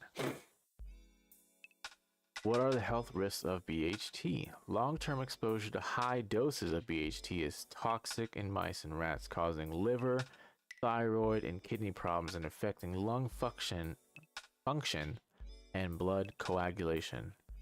BHT can act as a tumor promoter in certain situations. Oof. Why is BHT banned in other countries? Waxy preservatives linked to cancer and tumors. They're also showing boxes of Kraft macaroni and cheese. Why it's dangerous. Used to keep food from becoming rancid. butylated hydroxyniosol. Wait, hydroxyanisole. Hydroxyanisole. And, okay, BHA and BHD are known to cause cancer in rats. And where next? Where it's banned, the UK, Japan, and many other European countries. You know what's crazy? Europe is smarter than we give them credit for, because like if you think about all the what do you call them? What do you call them? Impersonations. You would think that people in Europe are kind of dumb, but they're not. That was just my take, but I've never really thought that Europeans were dumb. But also Japan. Japan is like, no. Japan out of all of Asia is like no BHT. Crazy, because Japan has a lot, and they distribute and produce a lot of ramen, which is all packaged preservatives. But they're saying no is BHT found in packaged ramen.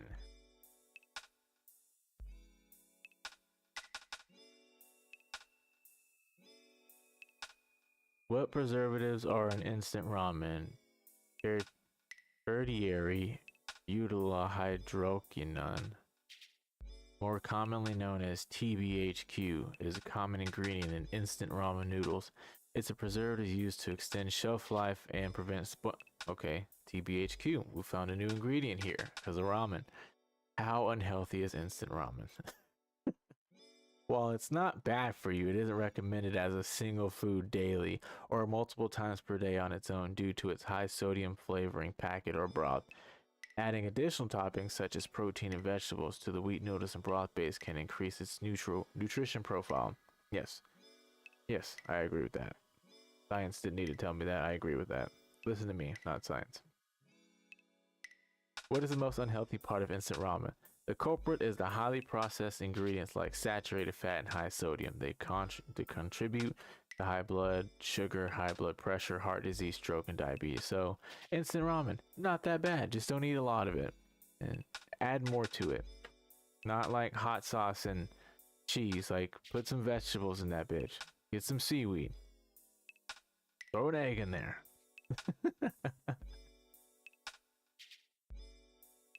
Top 8 foods you didn't know contain BHT.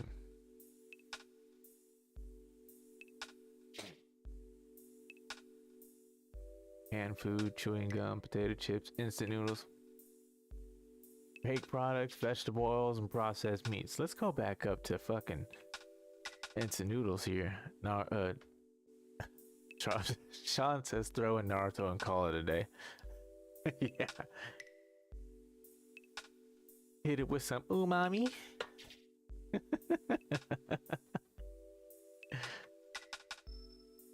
Now, what was the chashu? Throw some chashu in there. Yeah, that's like one of the only few ways I'll eat pork is chashu. Oh my gosh, meat that melt in your mouth. Meat that melt in your mouth. Instant noodles. Additives are commonly used in instant noodles, particularly in Asia where noodles are popular. Just say Japan. Just say Vietnam. Okay? Just say Thai. Just say Thailand. You tell American wrote this because they didn't know what countries were consistent of noodles. These noodles are pre-cooked and dried and typically come with a seasoning. These noodles are partially cooked and then deep fried in oil until they become crispy and dry. Due to the risk of oxidation during long-term storage, instant noodles often contain antioxidants to preserve their quality. In addition to BHT, other antioxidants like BHA, TBHQ, and vitamin E may also be added to instant noodles. Okay, so instant noodles, ramen noodles do have BHT, BHA, TBHQ, and for some reason, as an added bonus, vitamin E.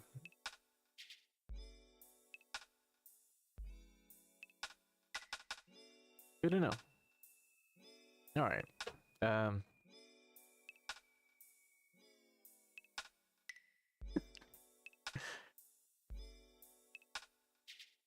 feel like a professor who's been giving off a lot of information, and this is like kind of boring, but I try to make it fun.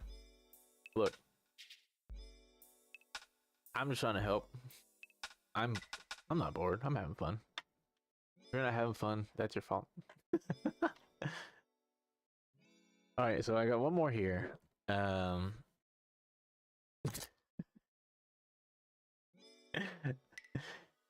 one was a big one because it's in a lot and way much more than it needs to be. Last and certainly not least, high fructose corn syrup. Derived from cornstarch, that's what she said.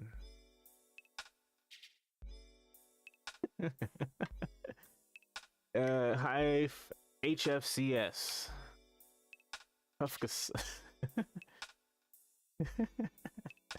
It's used as a cheaper, sweeter replacement for sugar. Ingested in high doses can lead to insulin resistance, obesity, diabetes, and high blood pressure. It's banned outside of the US for risk of heart hypertension and heart disease. As of January 8th, 2024, an Indiana Rep. John Bartlett introduced a bill to prohibit the use of HFCSs and is to be effective July 1st, 2024. I thought I had more than that. It was cool to see though that it wasn't California for once. It was a Indiana rep that says no more. One line to his speech as to when he was presenting this to the it was that, you know, he started paying attention to everything he was eating, it like steak sauce, jelly, and something else. And he said that there's just so much more of it than he got to actually understand what it is and what it does.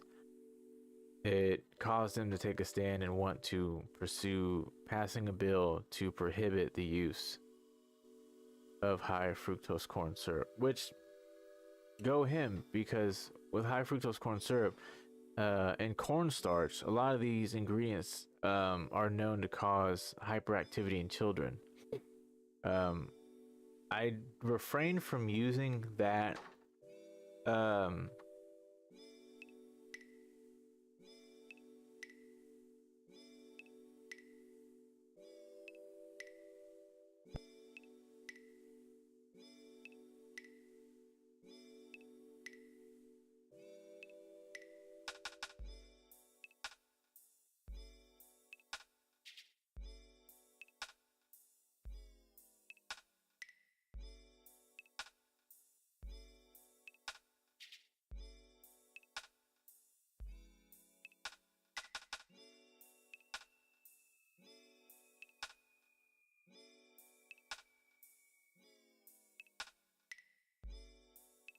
kids.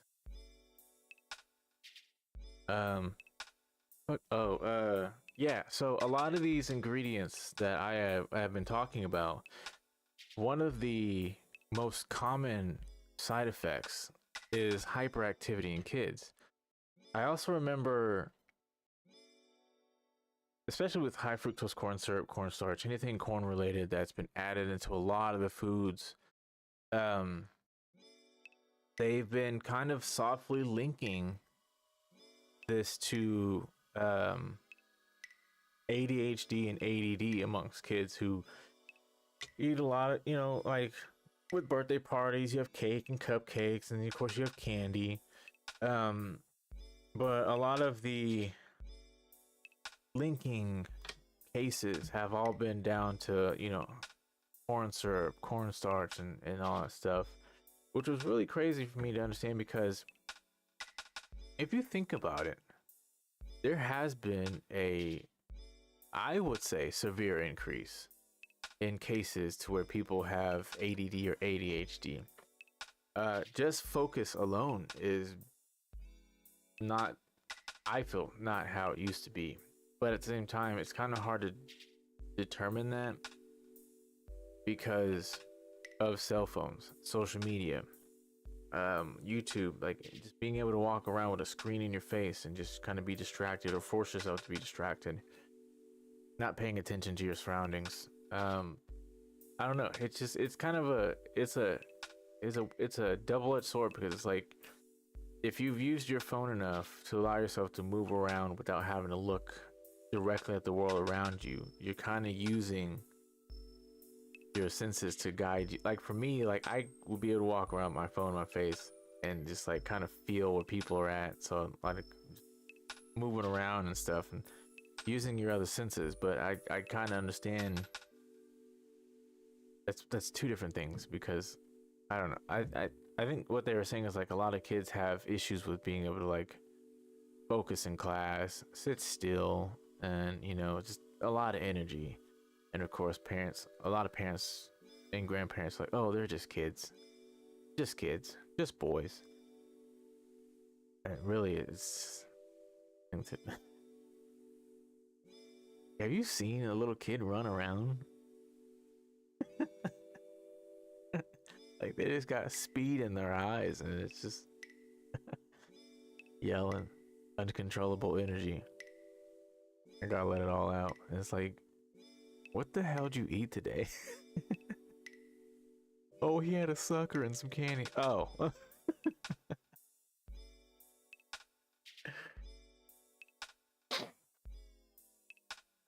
All right, so with all those ingredients, finally done with the ingredients, right?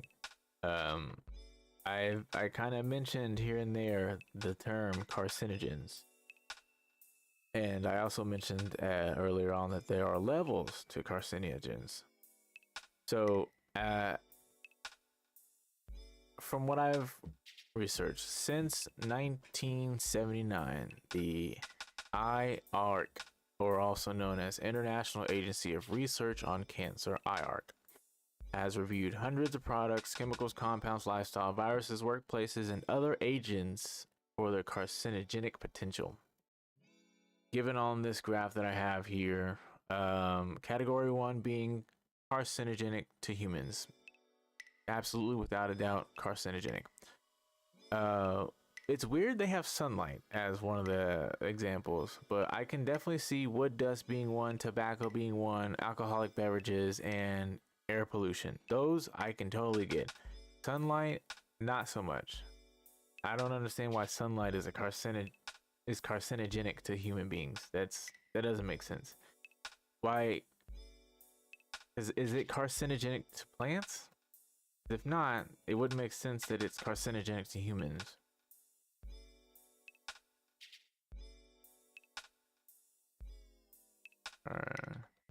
Carcinogen.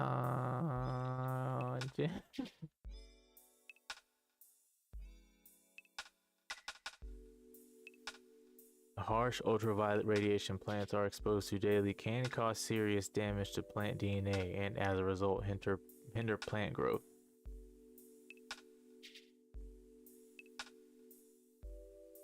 Which is, I don't get, because what about what do they call those? Tropical forest, rainforest, actual forest. Like I understand any plant that's ground level has a lot of shade. I might have just answered my own question. No. I think any plant without a water source, absolutely. But if it has a water source or if it has humidity, I don't think that's the case. But I'm not the scientist here. I didn't do the research, but it just doesn't make sense for sunlight to be that carcinogenic to humans if it wasn't for plants. Okay. Category 2A is probably carcinogenic to humans. So, that would be these examples are kind of weird to me. Like for instance, night shift working as a barber or a hairdresser, or high temperature frying. I didn't really get as to probably carcinogenic to humans. I think with night shift work because you're up. I now that I think about it, I did hear about there being some health related differences with working daytime versus working the graveyard shift, like, you know, third shift. Um, Now that I think about it, the working in a barber shop or a salon, I understand because of all the stuff there, the hair products in the air, like the way it smells. I get that one. High temperature frying, I guess. You know what? I do. I get it now. If you've never worked in a kitchen, that uses fryers a lot or cooks, you know, like frying stuff, via pan or in a pot, uh, you'll start to see that a lot of the oil that gets vaporized will go up without the proper ventilation. You start to see that oil like stain your walls, and like if it gets hot, you'll see it start to drip because it'll get hot enough to where it forms fluid. It's no longer solid, and it starts to melt and it starts to drip down your wall. You'll see it on your ceiling, especially if it's popcorn ceiling, which makes it even worse. But if you've ever in a kitchen, like a fast food restaurant or a dining restaurant, in a kitchen, they have these hood vents over anything that has a grill or a fryer because it catches and siphons all that. So instead of having the oil vapors get all over the kitchen, which they will anyway, it's all directed into one area where the vent is pulling all that up. So which is why one of the worst parts in working in a kitchen is having to clean the hood vents, because you have to detach them, pull them down, spray them out, wash them out, dry them, and put them back up. Each hood vent has a hood filter, or like a vent filter, and most of them have like one handle on each side, and they weigh about, I want to say 15 to 30 pounds. It depends, because I've had light ones and I've had heavy ones, like big ones, just from my experience. But they need to be cleaned regularly because the buildup, like the oil cakes on it. It's gross. It's gross, and if they're not taken care of properly, they'll cake on the oil, and eventually it gets to a point where it's just, there's no scraping it off. It just causes a stain and makes stuff look ugly. But okay, I get that now. The night shift working,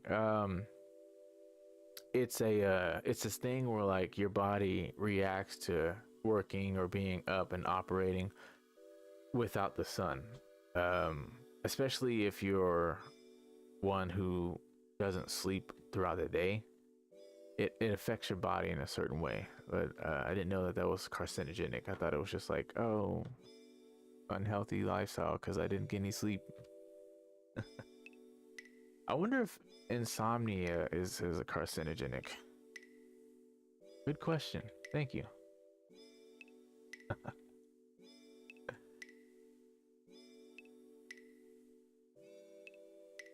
In a multivariable analysis, individuals who slept less than 6 hours per night had a 41% higher risk of cancer than those who slept 6. That didn't answer my question.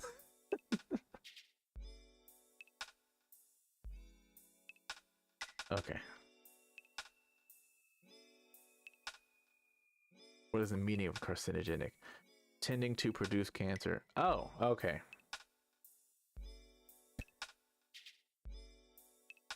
I had this one-dimensional definition of carcinogen and went with it. Producing or tending to produce cancer, a carcinogenic substance, compound, or chemical that has been found to have carcinogenic effects. Okay. Okay. So, type 2, I'm sorry, carcinogenic 2B, category 2B is, so again, category 2A is probably carcinogenic to humans. 2B is possibly carcinogenic to humans, which is crazy to see. Like, let me show you guys what this, some of these graphs, they kind of look the same, but this one's just funny. Let me show you guys this. Let me see.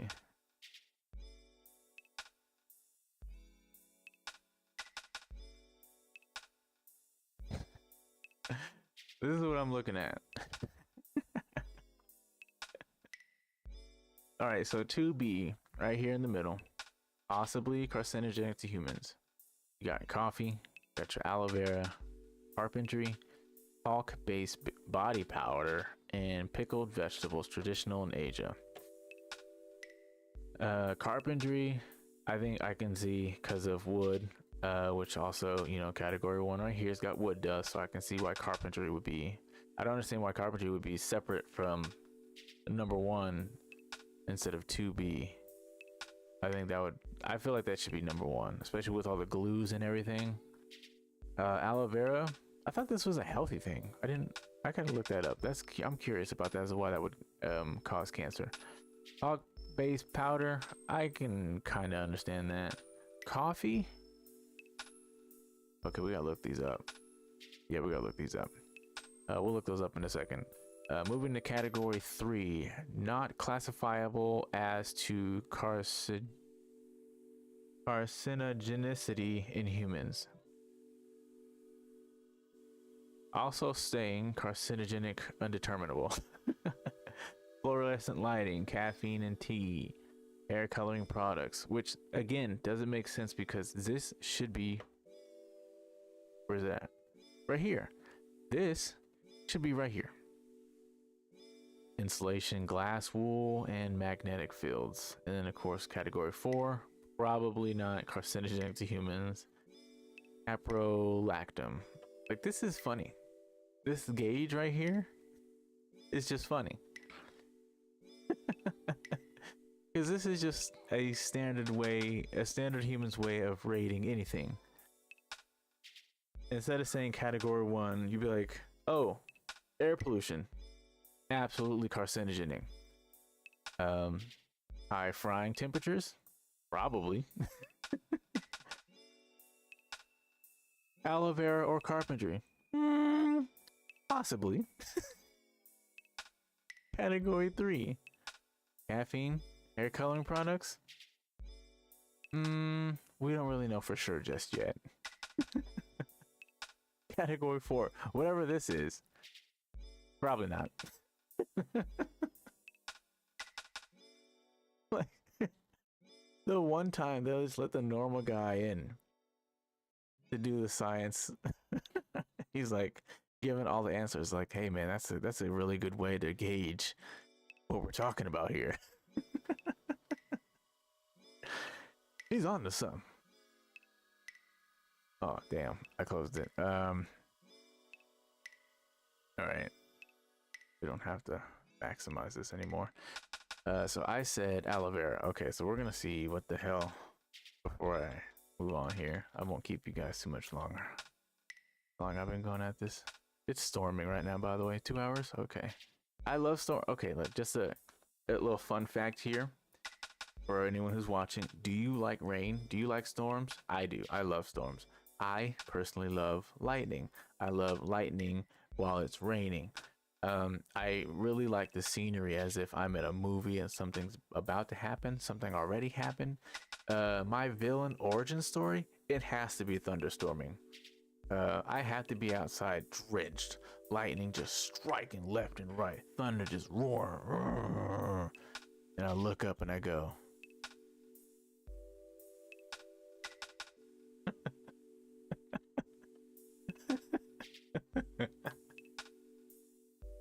I don't know why that would be the case. Aloe vera, a carcinogen. Aloe gel is generally safe and can be effective in treating skin conditions such as burns and psoriasis. However, avoid using aloe latex orally.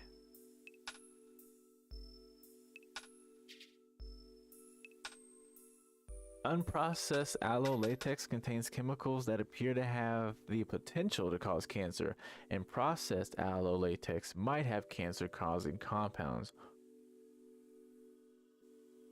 What is an aloe latex? John says, I'm usually sleep with storms. Key says, rain is nice on a porch swing in the south. Yes. Yes, it is. Yeah. That's also a good way to enjoy the rain. Or like being able like having a window that has like a like a small balcony, or just being able to open up a window that has like a ledge where you can sit next to, so the rain getting in doesn't, you know, it getting a little wet doesn't matter. Just being able to open the window, turn everything off in the house, and just sit there and listen to the rain.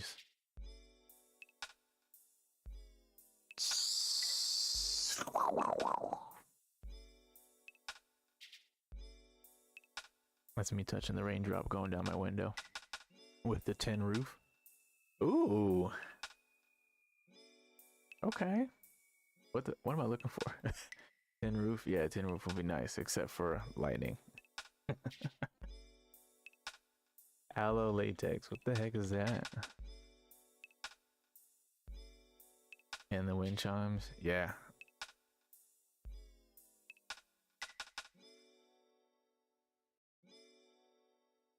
Oh, it looks like a used condom. There's a latex layer? What? That's gross. And who would ingest it orally?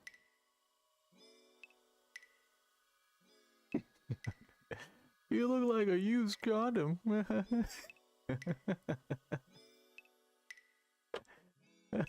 Okay. Coffee. A carcinogen.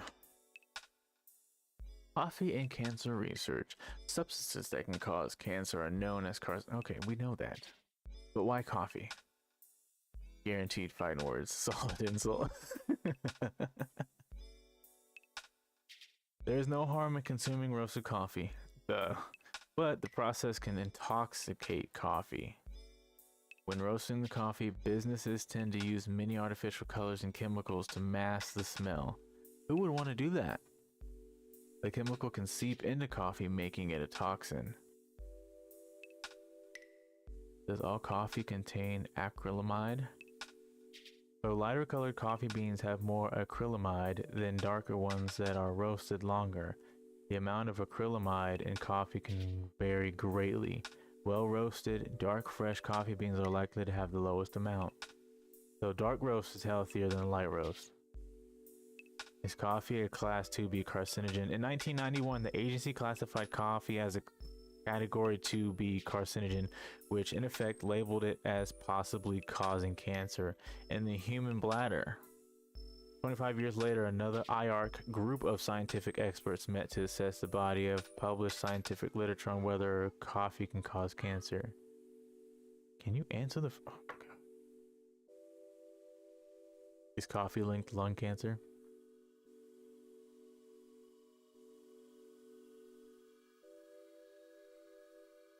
I always like your man look like he dropped common loot.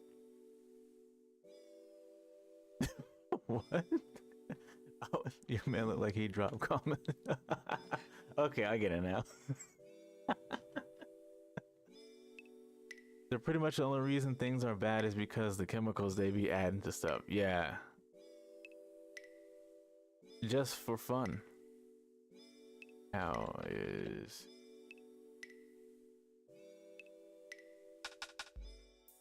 Roasted coffee beans contain a substance called acrylamide, which is a byproduct of the roasting process. It went from 2A to 2B. This means that there is a substantial evidence that suggests that acrylamide can cause cancer in animals. Okay. That's acrylamide. Acrylamide is a chemical that naturally forms in starchy food products during everyday high temperature cooking. It is likely that acrylamide has been preset in food since cooking began. It mainly forms from sugars and amino acids, mainly one called asparagine, that are naturally present in many foods. Is acrylamide harmful to humans? Sorry. Know whether the EPA, International Agency for IARC, National Toxicology Program, and the Department of Health and Human Services have concluded that acrylamide is likely to be carcinogenic to humans. Do all French fries contain acrylamide? Acrylamide forms when food like potatoes and cereals become crispy and brown. And it even forms in roasted yeah. That means acrylamide in the crunch of potato chips, the crispy edges of French fries, and in toasted snacks and rich roasted coffees. But Stuvagen says it's not as much of a worry as it sounds. McDonald's president. They are. If I'm not doing photosynthesis, I'm fucked. That's why I've been telling you, man, get your son. Get out there. Walk around barefoot and fast often. Fast every 3 months for sure. Damn, man. Chips and fries are like the best things.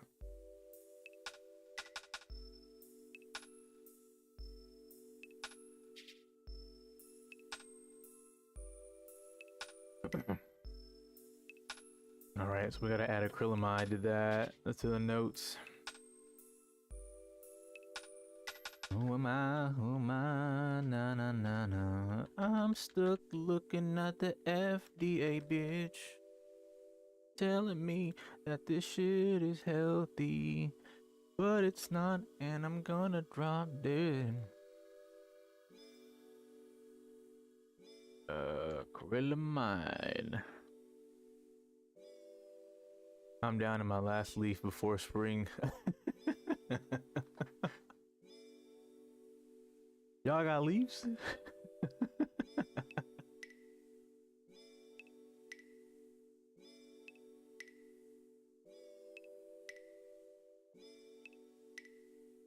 All right, so that was a lot of information that I gave. I know it was a lot to take in.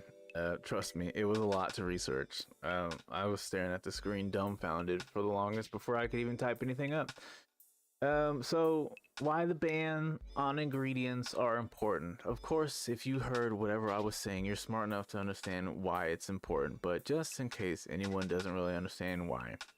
Well, major short-term and long-term health effects, mostly seen banned, are outside of the US because the FDA just said, the US has continued attempts and studies to make these harmful ingredients safe to use to an extent. There are clear alternatives, but due to demand, economy, and greed, US citizens are almost lied to about the health risks with all these additives. California appears to be slow, yet surely wise of a state to catch on and make the change.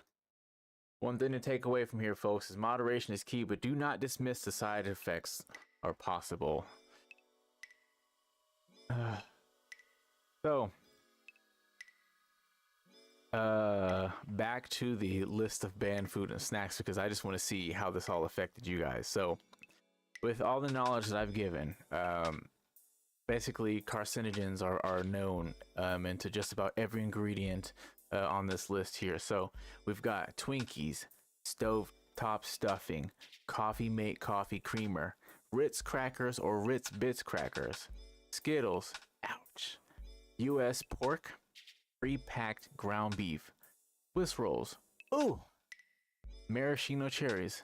Like, have you ever tied a cherry stem with your tongue after sucking on a cherry? Farm salmon, the American processed milk, Mountain Dew, American processed chicken, Fruit Loops, corn, gum, cereal, nut mixes, dehydrated potatoes, M&Ms. American processed apples, Doritos Light, for anyone who remembers Doritos Light, and rainbow papaya. Now, judging on this list, how many of you guys are looking to change up your diet?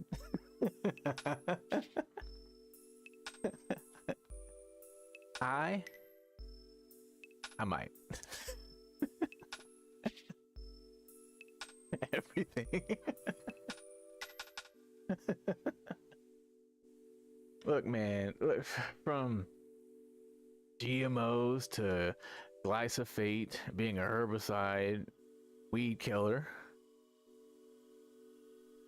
nitrites, meat preservative, it ain't killed me yet.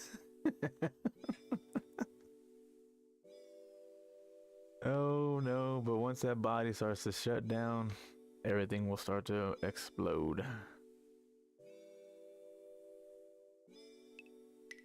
The one thing I take away from all this stuff though is that I said it earlier, I'll say it again. Food is no longer nourishment, more so than it is an addiction. It just creates you wanting more and more and more. Thus, the spending, the taxation, and everything. It seems like you could really turn what food has become into a conspiracy theory on its own. Um, but I personally, the changes that I've made, looking at this list and looking at and knowing what I've researched and everything, I think the one thing that really got me is candy. As my reactions have exacerbatedly shown you, M&M's, Mountain Dew, and maybe some little Debbie cakes. Yeah, and Skittles. Like knowing that the color dyes are just one of the worst things to ingest, like candy. Now, don't get me wrong, there are healthy options for candy. Like, do yourself a favor and visit your local Asian store. They have healthier options for snacks and candies all the time. A lot of it has to do with like red bean, green tea, and just like the amount you get for the price you pay is all you need. And it's so good, but it's not addicting. Like if I finish some M&Ms, peanut M&Ms, or if I finish a Snickers or some Reese's, I want more. But if I'm eating a snack from the Asian store, mostly I'm pretty sure they have their share of bad stuff, but a little nice little treat, some junk food from the Asian store, I'll finish and go, man, that was good. I'll be all right. He says it's the ground beef and chicken and Debbie cakes for me.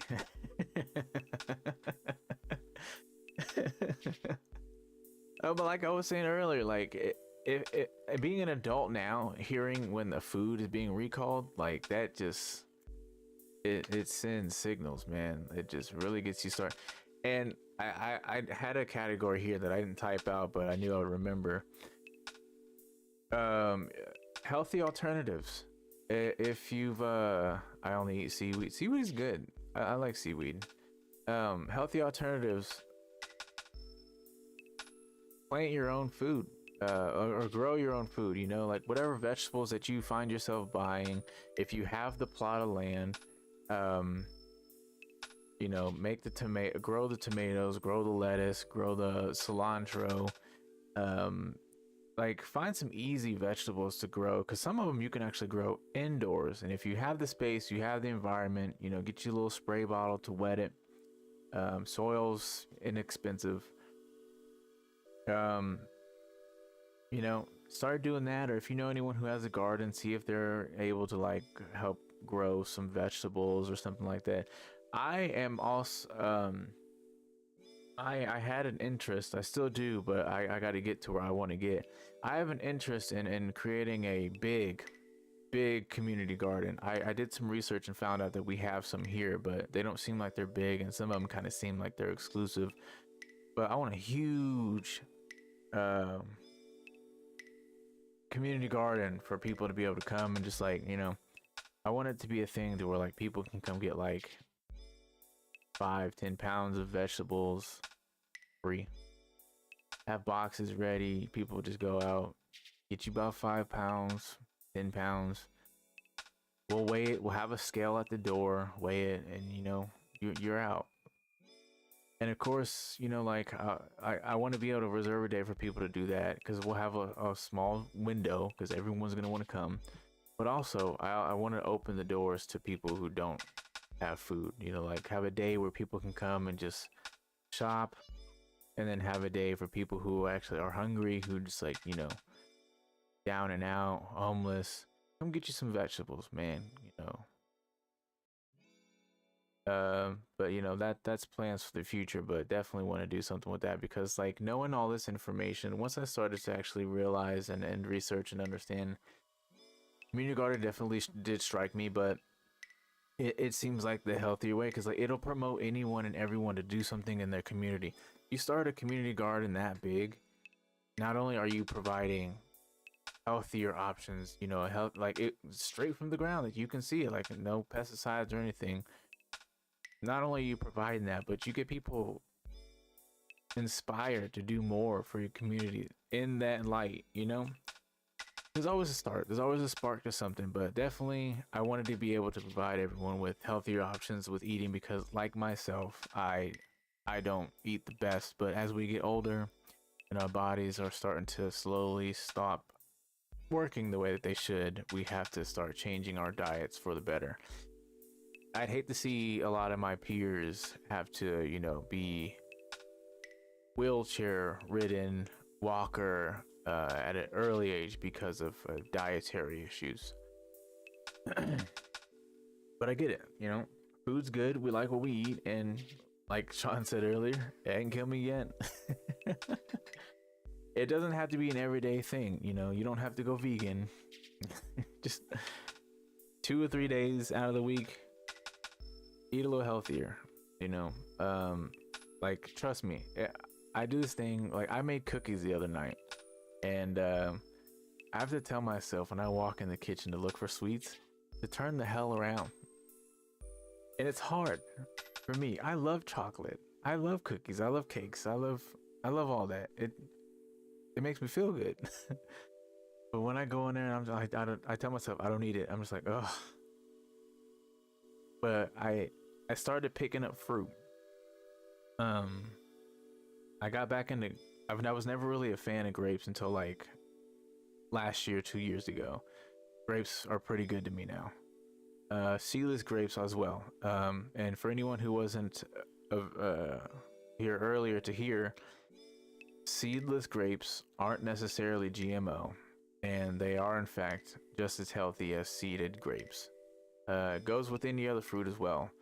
I have to do a little more research on that, but that's what I've come to hear upon doing all this research.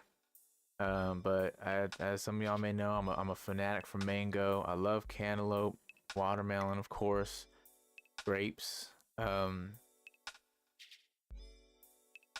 not to mention, are they good when ripe? But all like for hydration purposes too. Definitely keep you hydrated. Electrolytes, they keep you well on your electrolytes. Like when you walk into your kitchen, like you're craving sweets or you craving salt, like grab some grapes, grab a mango, or you know, cut up melon, store it however you can, put it in the refrigerator. And when you go in there, you're looking for some snacks, just be like, oh, well, this is just as sweet. This is just as good, and it's also healthy. Get you a bowl of fruit all the day. Y'all been spamming this chat. What y'all been saying? You said crack bread from the El Cube. I want that, but outside the military. Well, I knew watermelon would be in there.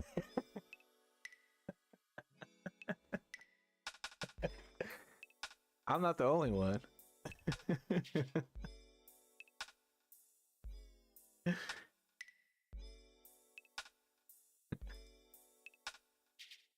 Guess what else I like? Fried boneless chicken.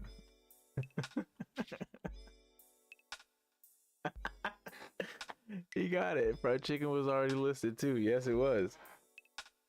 Fried boneless chicken. I can't do the bone. And for Sean, because we've already had this argument, there is such a thing as boneless chicken. Shut up.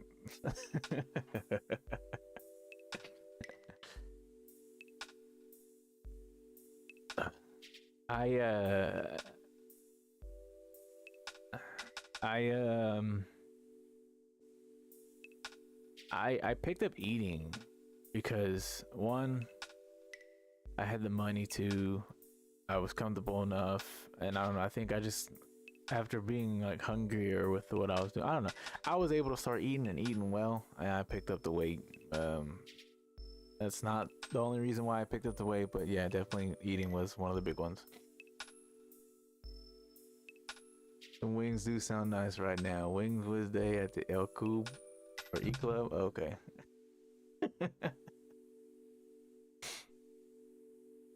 wings do sound good though. I have spicy chicken strips in the freezer.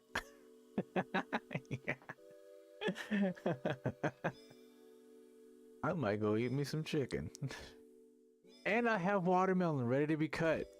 My night's made. My night's made. I got a black ass night tonight.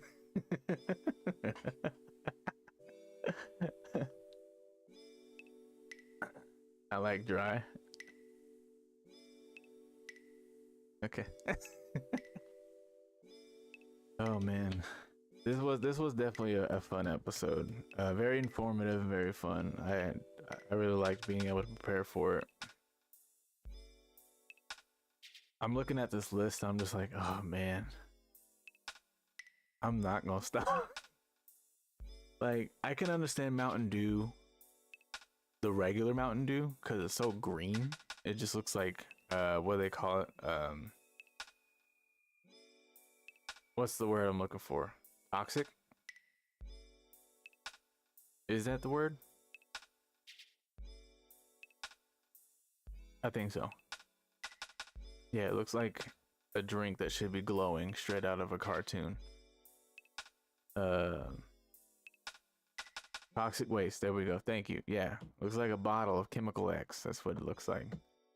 And then they went to Code Red, Voltage.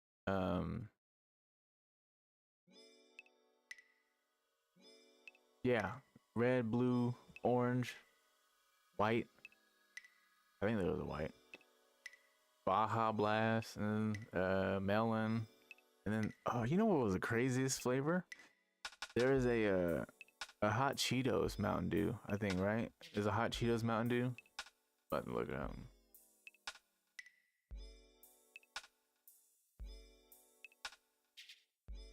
Yeah, flaming hot Mountain Dew.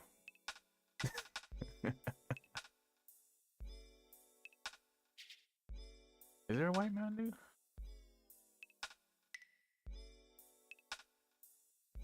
Oh yeah, yeah. It's White Mountain Dew was Whiteout. Yeah, it was so good. Yeah, Mountain Dew Whiteout, and then they got Purple Thunder.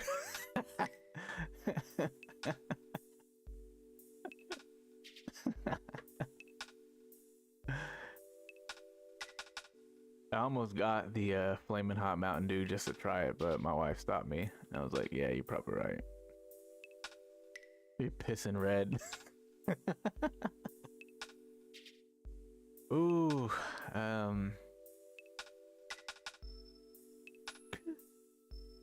eating flaming hot Mountain Dew would feel like having an STI.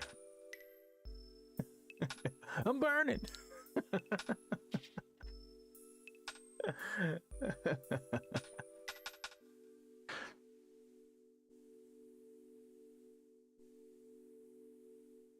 But yeah, that's that is the first that is the first heavy hit to all the dad bods in attendance.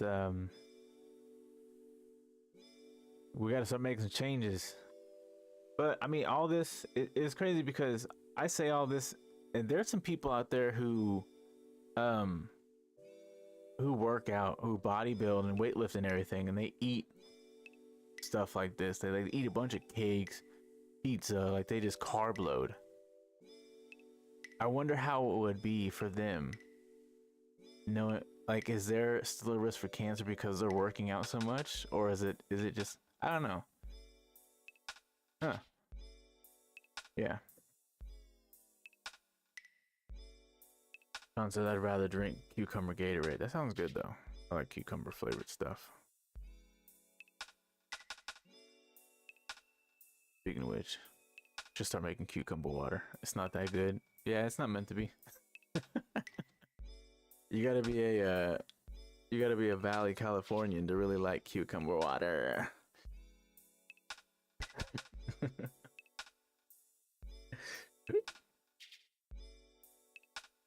Oh, as depressing and fun this was, I'm gonna go ahead and bounce out here in a minute. I hope everyone was able to find some kind of entertainment or interest or informative nature with all this given. Yeah. Okay, here's the thing. Start looking at your ingredient labels.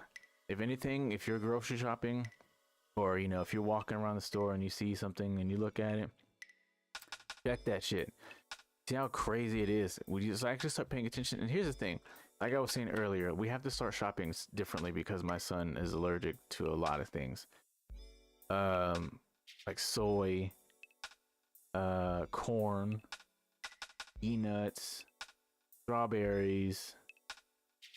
He has a light allergen to wheat. He has a mild allergen to eggs. So grocery shopping is kind of hell. Yes, Keys, corn, corn starch, corn syrup. He can't have anything with corn because he gets these rashes and starts to break out. When we were feeding him, we thought it was just like oil-based foods, and when he would get grease on his fingers, he'd go to itch and everything. We finally got his allergy test, and we got the results back, and come to find out, it wasn't greasy foods. It was the fact that we were feeding him shit that he shouldn't have been eating, and he was having allergic reactions. So like he pretty much has to have an EpiPen at the ready for the rest of his life. Can't have oranges, because like what we started to notice is that his lips would start to turn red. They would kind of like slightly puff. He would start to get little hives, and then of course like he would start to itch. And I hate that I never thought about it, because I thought it was just the outside of his throat, but he was itching it because he was trying to scratch the inside of his throat. He would get an itchy throat, and then he would like itch his chest, and like he would just have red rash right here just because he would itch like this, and yeah, we had to make a lot of changes after figuring out exactly what it was he was. And then the worst part about shopping for him is that soy and corn is in so much that we eat that we've had to change half of how we cook, how we prepare food, what we make. Like he can't have I would give them peanut butter jelly sandwiches because that was their favorite. I have to give him jelly, give the other boys peanut butter jelly.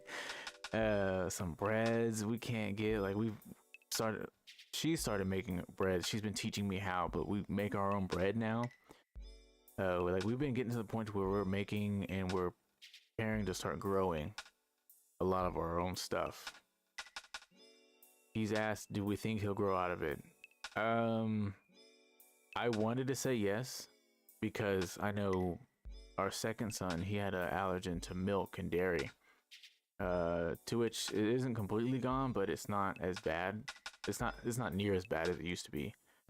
Hopefully we'll try to, every now and then we give him something that has like a small amount of soy, a small amount of, I think soy. With corn, we know not to really do, because some of the ingredients will be like, oh, less than 2% of this ingredient was used for this, blah blah blah, and it's not really as bad. But he did have one bad allergic reaction where she went and got some cashew butter, because when they stated that it was peanut that he was allergic to, it was like, well, she did like some research and said that peanut is different than actual having a nut allergy. I don't know, for some reason that's what they said. So we tried to give it to him, and it was the worst. Like, oh my gosh, I almost thought I was gonna have to hit him with the pen. Luckily we didn't have to though. But yeah, that's why this topic was so kind of important, but also fun, because it's like he can't eat a lot that I can't. But I should also start considering eating healthier. But yeah, no, like I said, grocery shopping is kind of tough because soy is in a lot of stuff that we eat. Corn syrup, corn starch is in a lot of stuff that we eat. So we have to be very careful, because not only do we have to read the ingredients with all the big words, and a lot of the foods, they do you a favor by telling you contains or may contain, and then like they have a colon, and it lists like 3 to 5 major ingredients, and it helps because like a lot of foods I'll pick up and it says contains milk, wheat, soy, cornstarch, and I'm like, oh, as soon as I see any one of those, I put it down. But it tells you, like, for anyone who does have to live this lifestyle, just how much more difficult it would be to eat in America.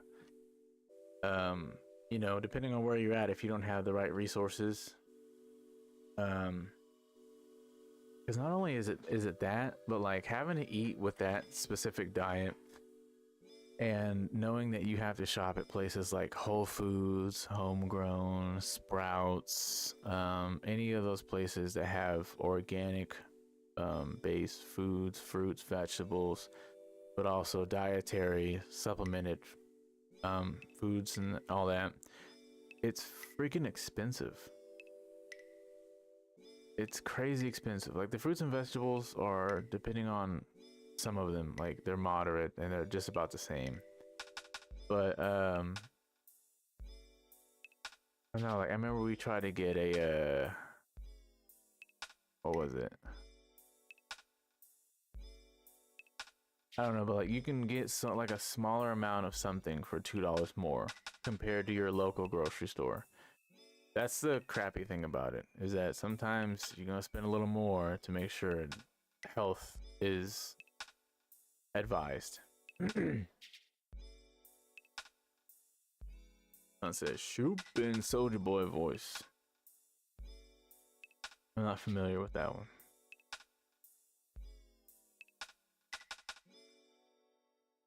So yeah. Oh, shop. Oh, okay. That's America for you. Land of the free, home of the allergic. Land of the fat, home of the allergic. Oh, shop. Okay. I got you.